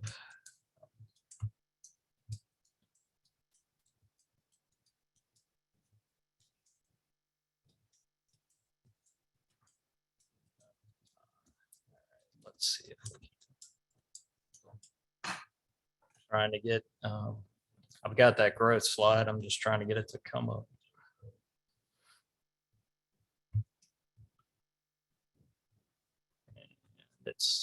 We're not advancing. Well, and close it up and we'll get to it again. We have cards. But we can send that to you after the meeting as well. It's, the computer's not cooperating. It kind of amazes me. I see Mr. Orso here. I see the Louisiana Wildlife Federation here. We had 4,228 people responded on the web survey. That almost 1,000 on the other. But yet here we are talking about it and we don't have anybody wishing to speak today. I'm through, Madam Chair. I think so. Anything further? Mr. Blanchard. Mr. Blanchard, Commissioner Jason. Blanchard. Jason, what months do speckled trout actually spawn in? You know, there's the predominant months. Right. And then once they spawn, what's the survival rate of the eggs once it's spawned? There's probably nothing on survival rate of those eggs, but the spawning season is April through September. And then that recruitment and that survival is going to be so environmentally driven. It's not, okay. But I'm not sure. You know if there's anything on the survival rate of eggs? I'm not aware of it. So it wouldn't behoove the commission to say, look, we're gonna close the season like we do crab for a spawning season, because you got They have 5 months. They have such a drawn out, part of their life history has set them up to that. That's why generally they have been so prolific. It's a drawn out spawning season. So you've got a long time period that spawning occurs. Right. One more question is, you know, we catch speckled trout at 12 inches. Do we have any data supporting how many fish that doesn't survive that we catch at the 12-inch that's thrown back? Because So once I know of people catching hundreds of small fish and trying to get to the 12-inch, and they just take them in and hook them, and that survival rate has to be real low. So what we're using for discard in our assessment, when we look at is that 10% discard mortality, which is that average over a year. So summer live bait, obviously discard mortality is likely a little higher than winter plastic use. But that's the annual average, and that's used by all the Gulf states use that 10% discard mortality. How does the fecundity increase with age? Yeah, so we looked at that and we presented that, and generally bigger females will carry bigger eggs. So generally you would see more fecundity in those, but from what we looked at, I don't think we saw much difference, but we don't have very many big fish that we're able to pull out of the population. But in general, yes, those bigger, older females will broadcast more eggs in a spawning event. But And- is it like in other fish we've looked at, was it, I don't know, snapper or something? I mean, it's a major difference. Is it a major difference? Let's see, we had, so the average for trout, when we looked at it, is anywhere from 28, they can spawn anywhere from 28,000 to 1.6 million eggs. And that's obviously dependent on size. That's from some of our more recent data. But snapper, they've done some work where they've got the graphic as they get bigger and older, they produce more eggs. Now that's where we talked about the success of those eggs. There's nothing that shows that Right. they're But likely the more more you have successful. out there, the But they're better. going to put more. And then so if we rebuild that age class and get more of those H3+, well, But are you saying anywhere from 28,000 to a million something? Do you have do you have an age or size that correlates to that, or just every fish is different and some throw a lot and some don't? I mean, there's averages by size and we looked at that and there's a document we sent y'all last October and I don't recall offhand, but we didn't. So As looking, I recall, there wasn't a lot of data. no, there wasn't a lot, but when you look at that data, the previous study done and what we use in our assessment, the relationships we use are almost match that study. So Okay. what we're using in the assessment for fecundity Right. matches what we've seen in the studies. Thank you. I'd like make one last statement. Okay. 40 years ago, I don't think this building was here, so I'm not gonna say in this room. But 40 years ago, I listened to the freshwater fisheries biologist of the state of Louisiana talk about how in Louisiana, they weren't worried about catching big fish. They just wanted to catch fish to eat. And it put us back years on introducing Florida bass in the state of Louisiana, what it has meant to the sport and to the economy of the state with Toledo Bend and Caney Lake and all, to have that.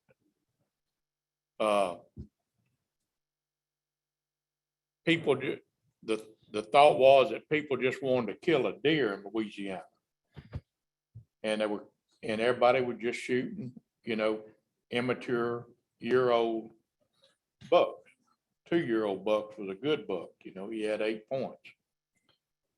And I'm not sure if we're not still kind of with that same mindset with speckled trout, if they can go from a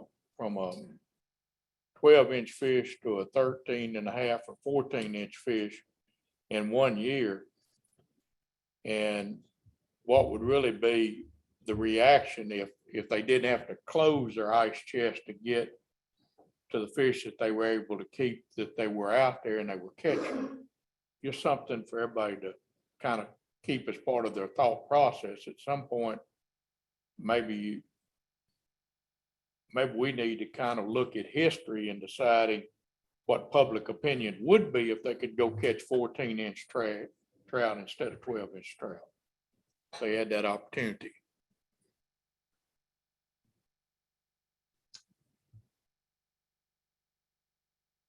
Anything further? Well, I guess we're moving on. Next item, please. right.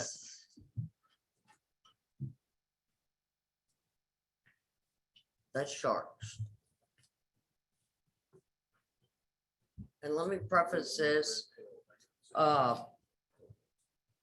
charter fishermen, some charter fishermen reached out to me, and I certainly saw it firsthand last time I was offshore.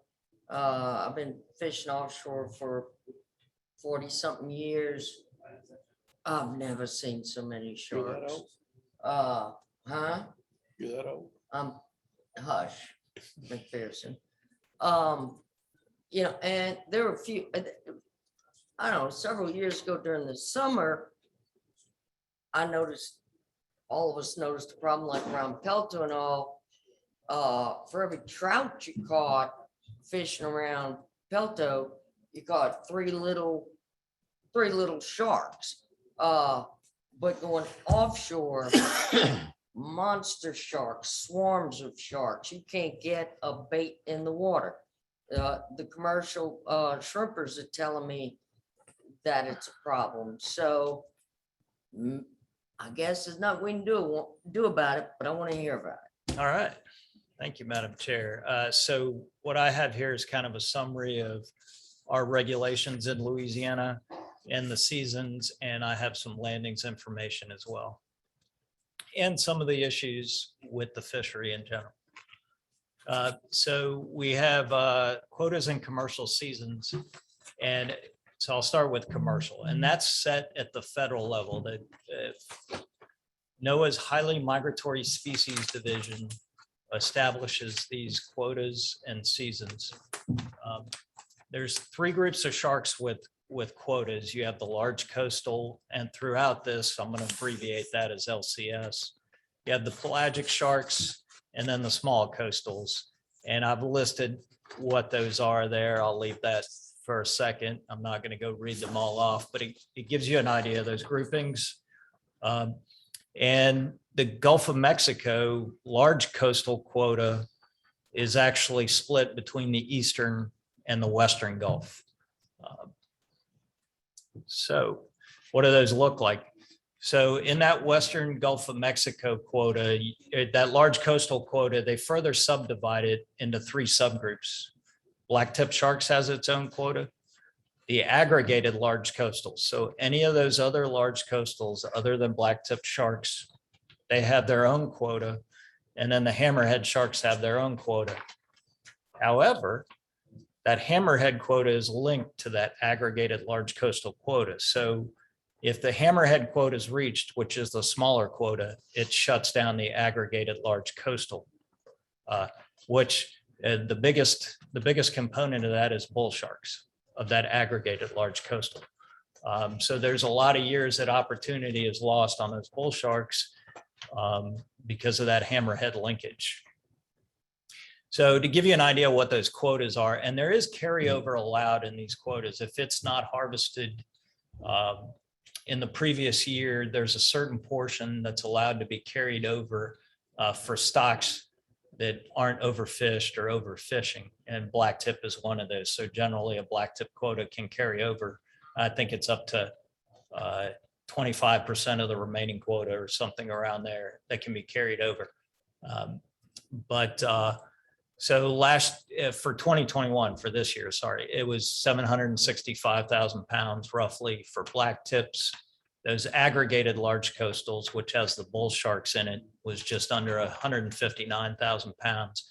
And you can see that small hammerhead quota, which includes those 3 hammerhead species, is about 26,000 pounds. And all this is a dressed weight, so a gutted weight of those sharks. That season usually begins January 1st of each year, that commercial season. It usually opens on a 45 shark per day limit. That limit, however, can be adjusted anywhere between 0 and 55 sharks.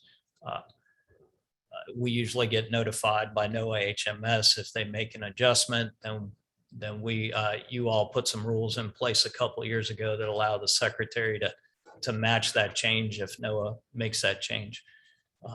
And then we have this closed season that's somewhat unique to Louisiana. All shark possession, both recreational and commercial, is prohibited April through June of each year. So what are our recreational limits? So those small coastals, which contain the Atlantic sharpnose and the bonnethead. And the bonnethead, for reference, you've likely seen those fishing inshore. They look like a tiny little hammerhead, but they're not. Those are the bonnetheads. That's 1 daily of either or, and there's no size limit. Short fin mako, we addressed those rules not that long ago here at the commission. It's 1 in aggregate of all your shark. That's combined with those other sharks that aren't small coastals, that aren't the sharp nose or the bonnethead. You can keep 1 of those, and those have those different size limits for male and female makos. All the other sharks, so bulls, blacktips, spinners, all those other sharks are 1 in aggregate, and it's a minimum 54-inch fork length. Now, I will back up and say the commercial harvest has no minimum size limit.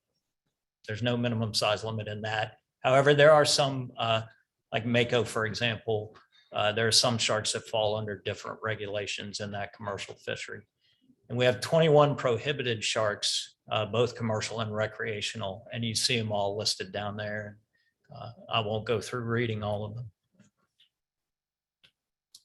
Landings. So what do our landings look like in a year? So recreational landings, we generally see black tips that are landed. It's about 320 of those a year.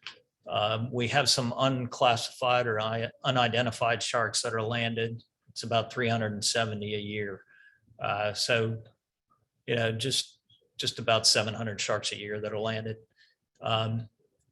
Those unidentified those are likely those small coastals like Bonnet Head and Sharp Nose. Occasionally we see a mako or lemon come in. Commercial landings, a lot of those landings are confidential because of the small amount of dealers that move those sharks. But for example, all the large coastal sharks in 2020, we harvested 810,000 pounds.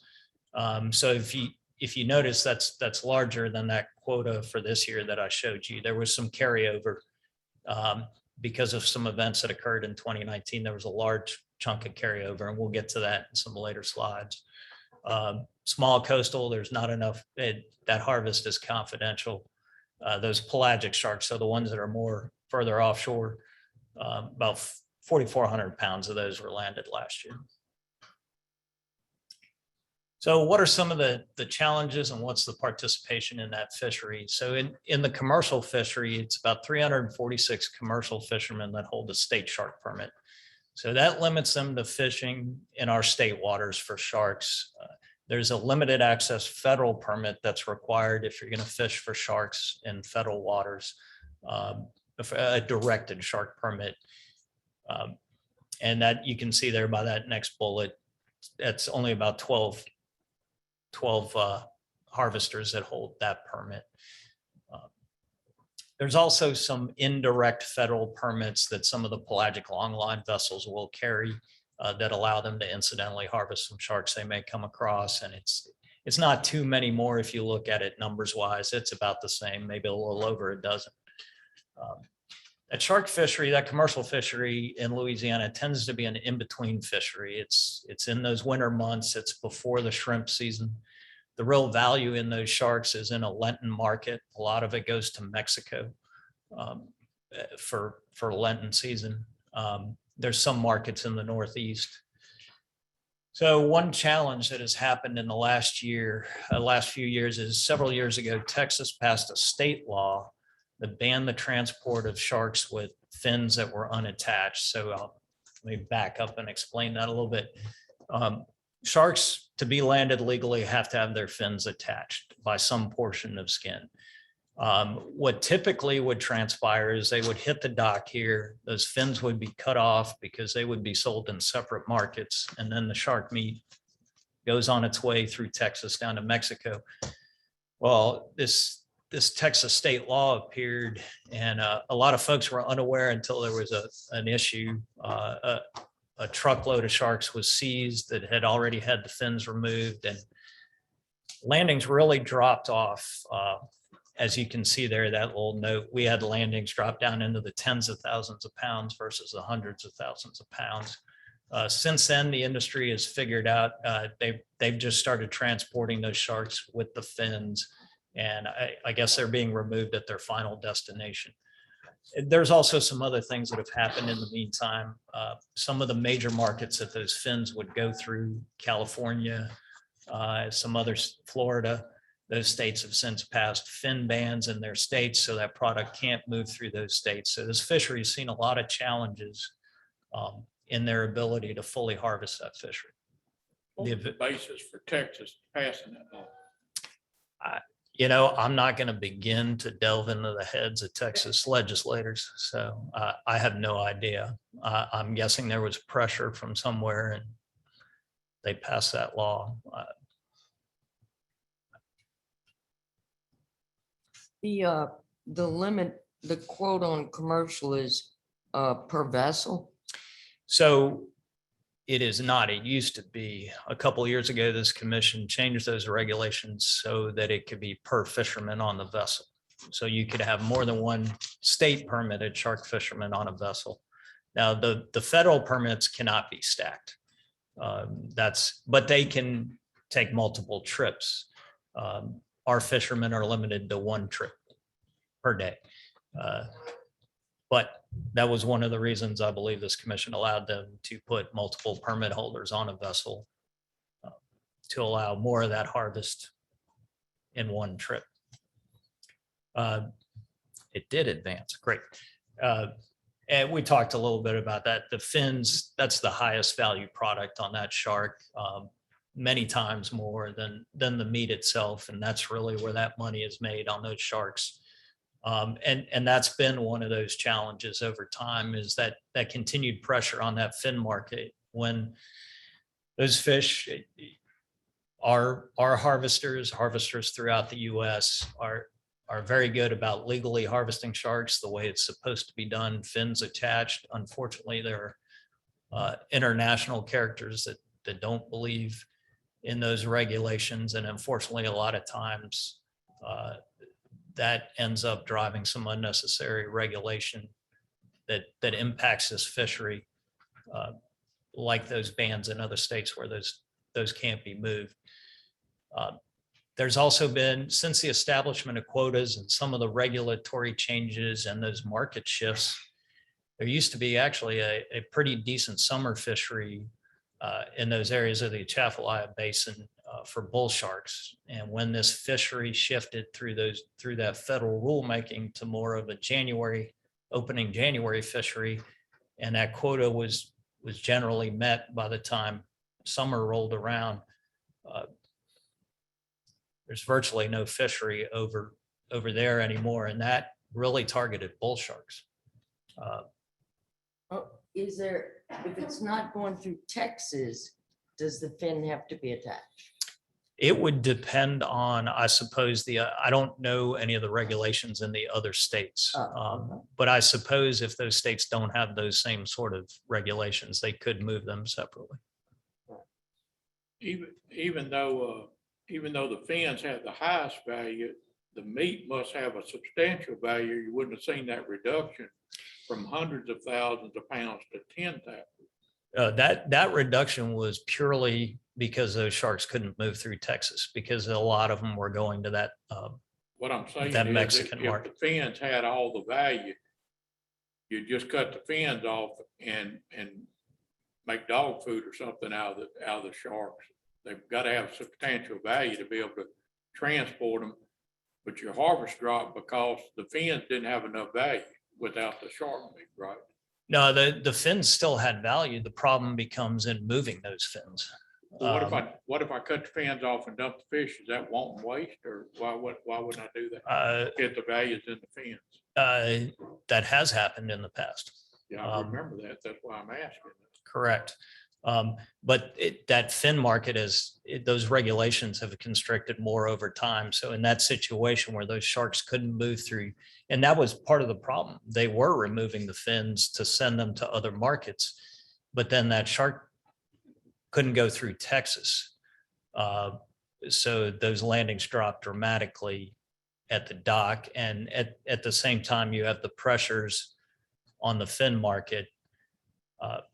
I can't speak to why they wouldn't continue to move those fins, bring the sharks in and move the fins, but I guess the idea was we don't want to just cut the fins off of a bunch of sharks Or maybe and they dump. were doing that, Or, which would drop your poundage. They're just going in and getting rid of fins.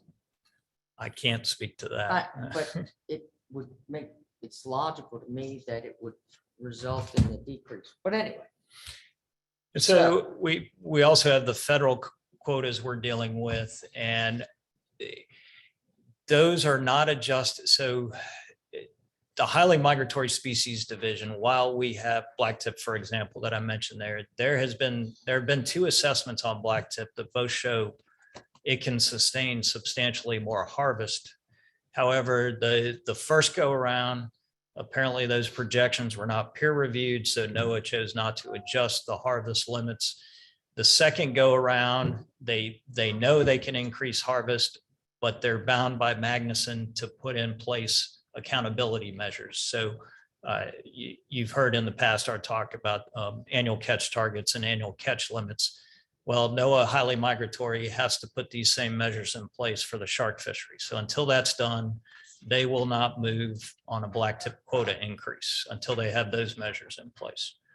Bull sharks, which is so our two big issues are mostly blacktips and bull sharks. We have an abundance of those. The problem with bull sharks is twofold. It's part of that aggregated coastal quota. It's not separated by itself. Because all indications are that's a very healthy stock. It could sustain more harvest, but it's tied into that lower quota. And it is not a priority for NOAA to run an assessment on bull sharks in the Gulf of Mexico.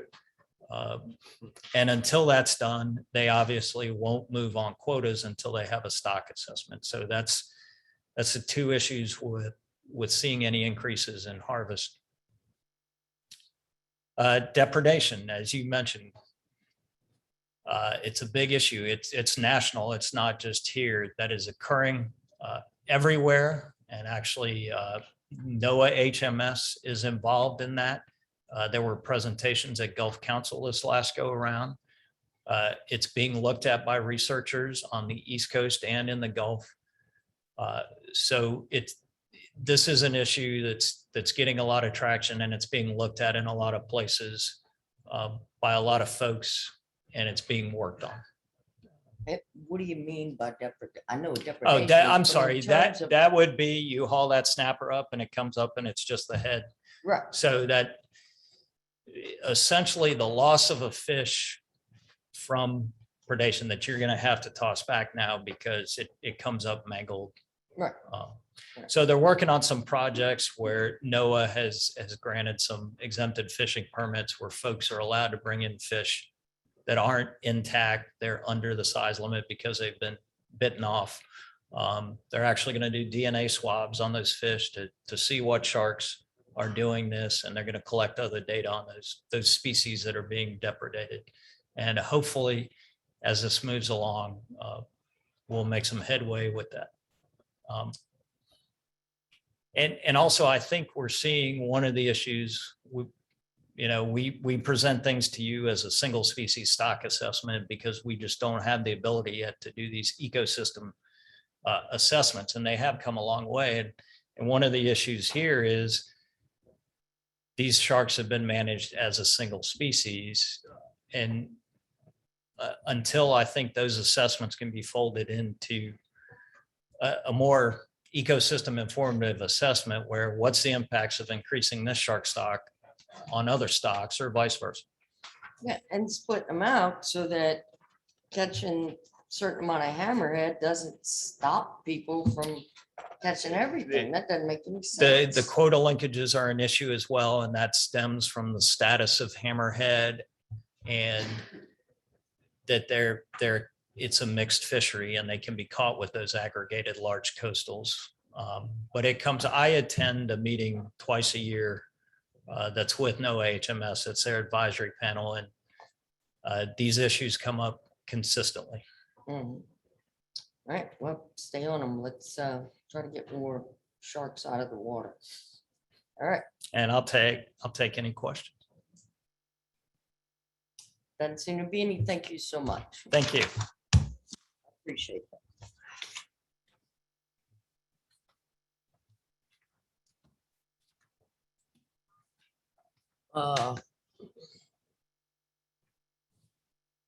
We have a speaker that was on the trout issue, so I don't have a problem going back to that, especially because Mr. McPherson wanted someone to speak, and that is Ms. Rebecca Trish. Oh, excuse me, Joe. Thank you, Madam Chairman and Commissioners. I appreciate it. And I'll be brief. I'm Rebecca Trish with Louisiana Wildlife Federation. I don't know if you need the address here. 337 South Acadian Thruway in Baton Rouge, Louisiana. We do recognize that the speckled trout population is down. The department has said as much. We were waiting for the recommendations that the department had, and they came forward with at least 5, well, really more if you count the slots. And the commissioners at the time said we wanted to get public input. So we've been waiting to hear what the public input results were. And so we've heard that today. And we helped advertise to get more input into that. And so what we wanted to do today was to hear more about the outcome of that, which we did. And option 2 seemed to be palatable as much as you could get agreement on this. We wanted to hear from the commissioners what your thoughts were about what you heard today. And then we were going to go back and discuss that and let you know what our leadership thinks is the way forward. But we do want to see a decision. I think continuing to delay the decision is not improving the situation for long-term speckled trout recovery. And it is true that habitat is a factor in all wildlife species survival and thriving. And so there are issues with loss of habitat, changes in habitat, whether it's through more saltwater intrusion, more freshwater inputs, estuaries are changeable.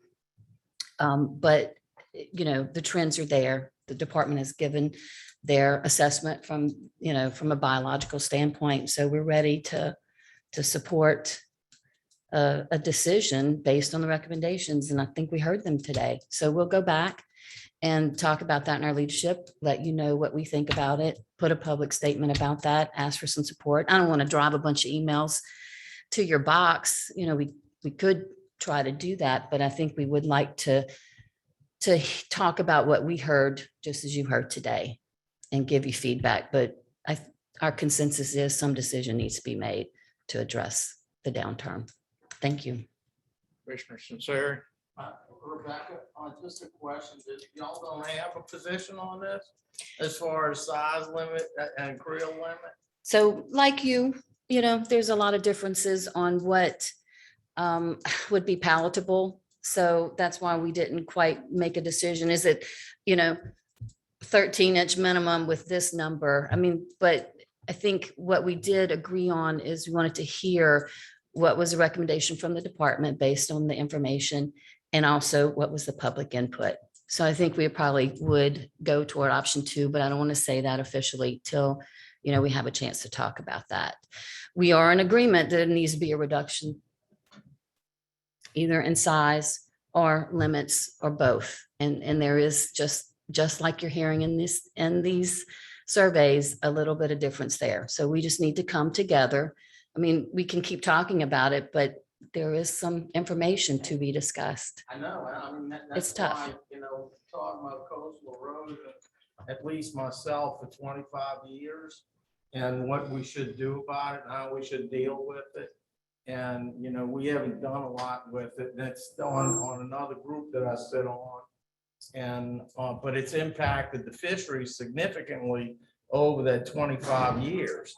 And I mean, you reduce habitat, you know, we're seeing decline in a lot of the fisheries because of the habitat and the salinity changes. Like I talked about eating oysters almost every day of my life for the last 40-something years. And we need to do something about habitat, then we can, you know, try to fix some of these other fishery issues. For those fishery issues, I'm no scientist. No scientist, but I don't think that they're gonna go away if we reduce the creel limit or increase the size. I just don't believe it. I just think we got a problem because of what has happened in our environment. Well, we would say that there is pressure is a factor. It's a similar debate about waterfowl. You know, how much is pressure and how much is changes and loss of habitat in the coastal zones, particularly, you know, in the West, land management changes, but obviously wetland loss in the coastal zone is having an impact on a lot of species. And we're all grappling with that. And when you come down to specific examples of that loss and change, you know, the things that were predicted are coming true. We're facing some real hard realizations and choices. I appreciate you talking about that, Mr. Sunseri. Thank you. Thank you. Rebecca, we've actually slipped by putting it off a year. Where we could have had 10 fish, you'd need 9 fish. Where you could have done it with 13 inches, you now need 13.5 inches. The problem is that there's no clear consensus. This is the deal that any of these options will get you to the desired goal. And there's no consensus with anyone, anywhere, including your group from your testimony today, on which one is a is more favored. It's going to depend upon where you're fishing, what days you have to fish, how often you get to go fishing, what type of fish you think you can catch and all. But again, I think we got to pull the trigger. We got to make a decision. And it can be modified if we see that because of surveys, creel surveys, net surveys from year to year, that it's not having the desired effect, it's having a better effect than we thought, whatever it was and all. Yeah, I mean, I think that is your role is tough. This is the point where it's difficult to be a commissioner, right? But I think it's so important because you have some flexibility to do that kind of response, to hear what the department is saying. The department said there's 5 options that could meet this goal, 20 or 21%. And so, they are giving good recommendations. How palatable they are, I mean, I think that's in our attitude. It's just on, y'all have to make a different decision, and I appreciate it. It's difficult. Thank you. Thank you. Yes, sir. Commissioner Goodwin. Oh, I agree with you. And they're at every meeting except this one. I don't know why. David with CCA and then the guy that represents the guides, charter fishermen, correct. And I would like to hear their input because I agree there's no perfect decision. Everybody's going to be pleased, but what can everybody palate? What is palatable for everyone? And the other 2 big boys in the room are the CCA and the charter fisherman guy. And when it's on the agenda, this is the meeting they're not here at, So I agree with Joe. I agree with you. A decision needs to be made. But I would also like to hear their input on what the people that they're representing, as well as you, what are their thoughts to where we can make the best decision for everybody? Yeah, and I appreciate you saying that. I know a lot of people are listening. It seems like everybody went on vacation this week. Yeah. I just wanted y'all to know, and whoever's listening or comes back to listen to this presentation, they were probably mainly like us, wanting to hear what was the feedback, what is the reporting. But that there are a lot of people that care about it, and you're right, and you're going to hear from them. I just don't want to flood your box with one preference or another, so we'll try to make that a public statement. But I know those folks are listening too. All So right, thank you. We thank did you. pass this agenda item, but let's hurry up, make it real brief. Mr. Rayburn, won't you come up? In the meantime, Jason, I'm sure there's data from those other states in terms of what has happened with their stocks as a result of what they put in effect. So if we could show in other states when they put it in effect in terms of creel and size limits and what their data shows the result of those limits are, if you could send that to us, I think it'd be something, a good guidepost for us to look at. Thank you so much. Yes, sir, Mr. Rayburn. Yes, ma'am, Madam State your name and Chairwoman, address. Chairwoman and Commission members, Benji Rayburn, 33153 Beverly Drive in Denham Springs, Louisiana. I didn't really come to speak today and probably should have spoken earlier when the topic was up, but speckled trout fishing is a passion of mine and has been for many years, back to about 1985. I've been fishing the Barataria Basin. My family has a camping ground, a couple boats, big investment down there, fish. I retired about a year ago, fish a lot down there now. I just wanted to say, after hearing the comments that I've heard, that my experience has been exactly what the science shows, or pretty close to it. The fishing, to me personally, has definitely gone down over the last several years. I'm sure there's environmental factors that contribute to it. I can see the land loss every time I go out. Given that, I've also seen the fishing pressure increase. I believe there's several factors that's causing the degradation in the trout populations, but I certainly feel that there is a reduction and something needs to be done about it. And I know that this body is the body to do something about it. So I just ask for your help to try to save the trout population moving forward, for my kids, to try to bring them down there and get them to fish. And honestly, I've started fishing other species more the last few years because the trout have become harder to catch. So I just asked that you address this issue. I think it's time. I've talked to a lot of my friends, my neighbors down there, that no one I've talked to has a problem with a 15 fish creel limit. Now you get into some questions when you come to minimum sizes, but there again, I think that the decision needs to be made to address the issue. Thank you. Thank you. Thank you. And go catch some sharks, Mr. Rayburn. I catch plenty of those also. Thank you. All right. Next item on the agenda.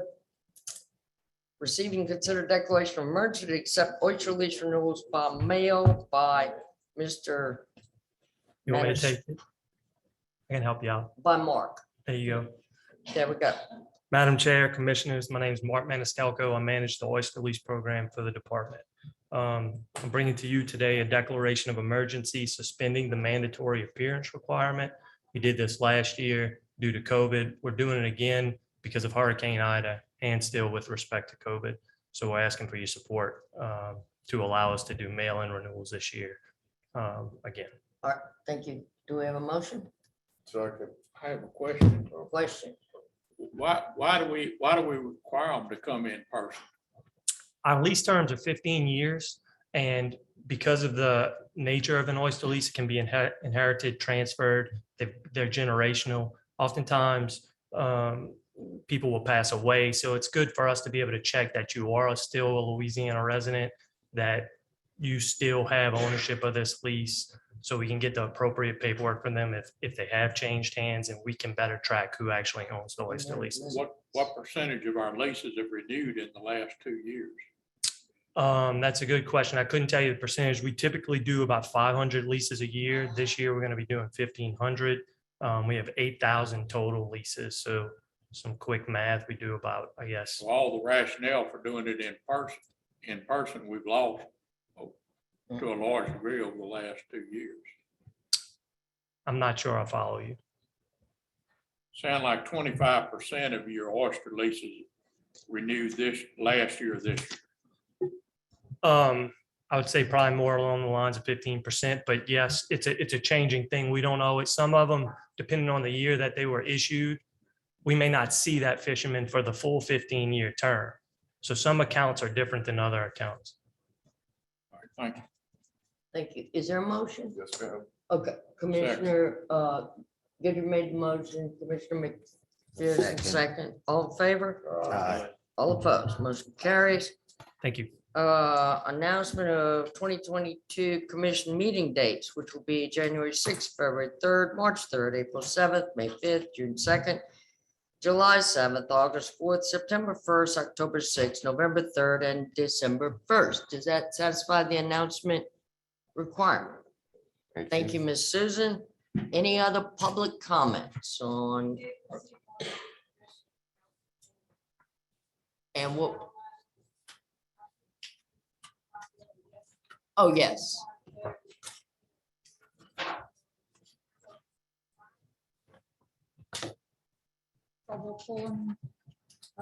His vote. All righty.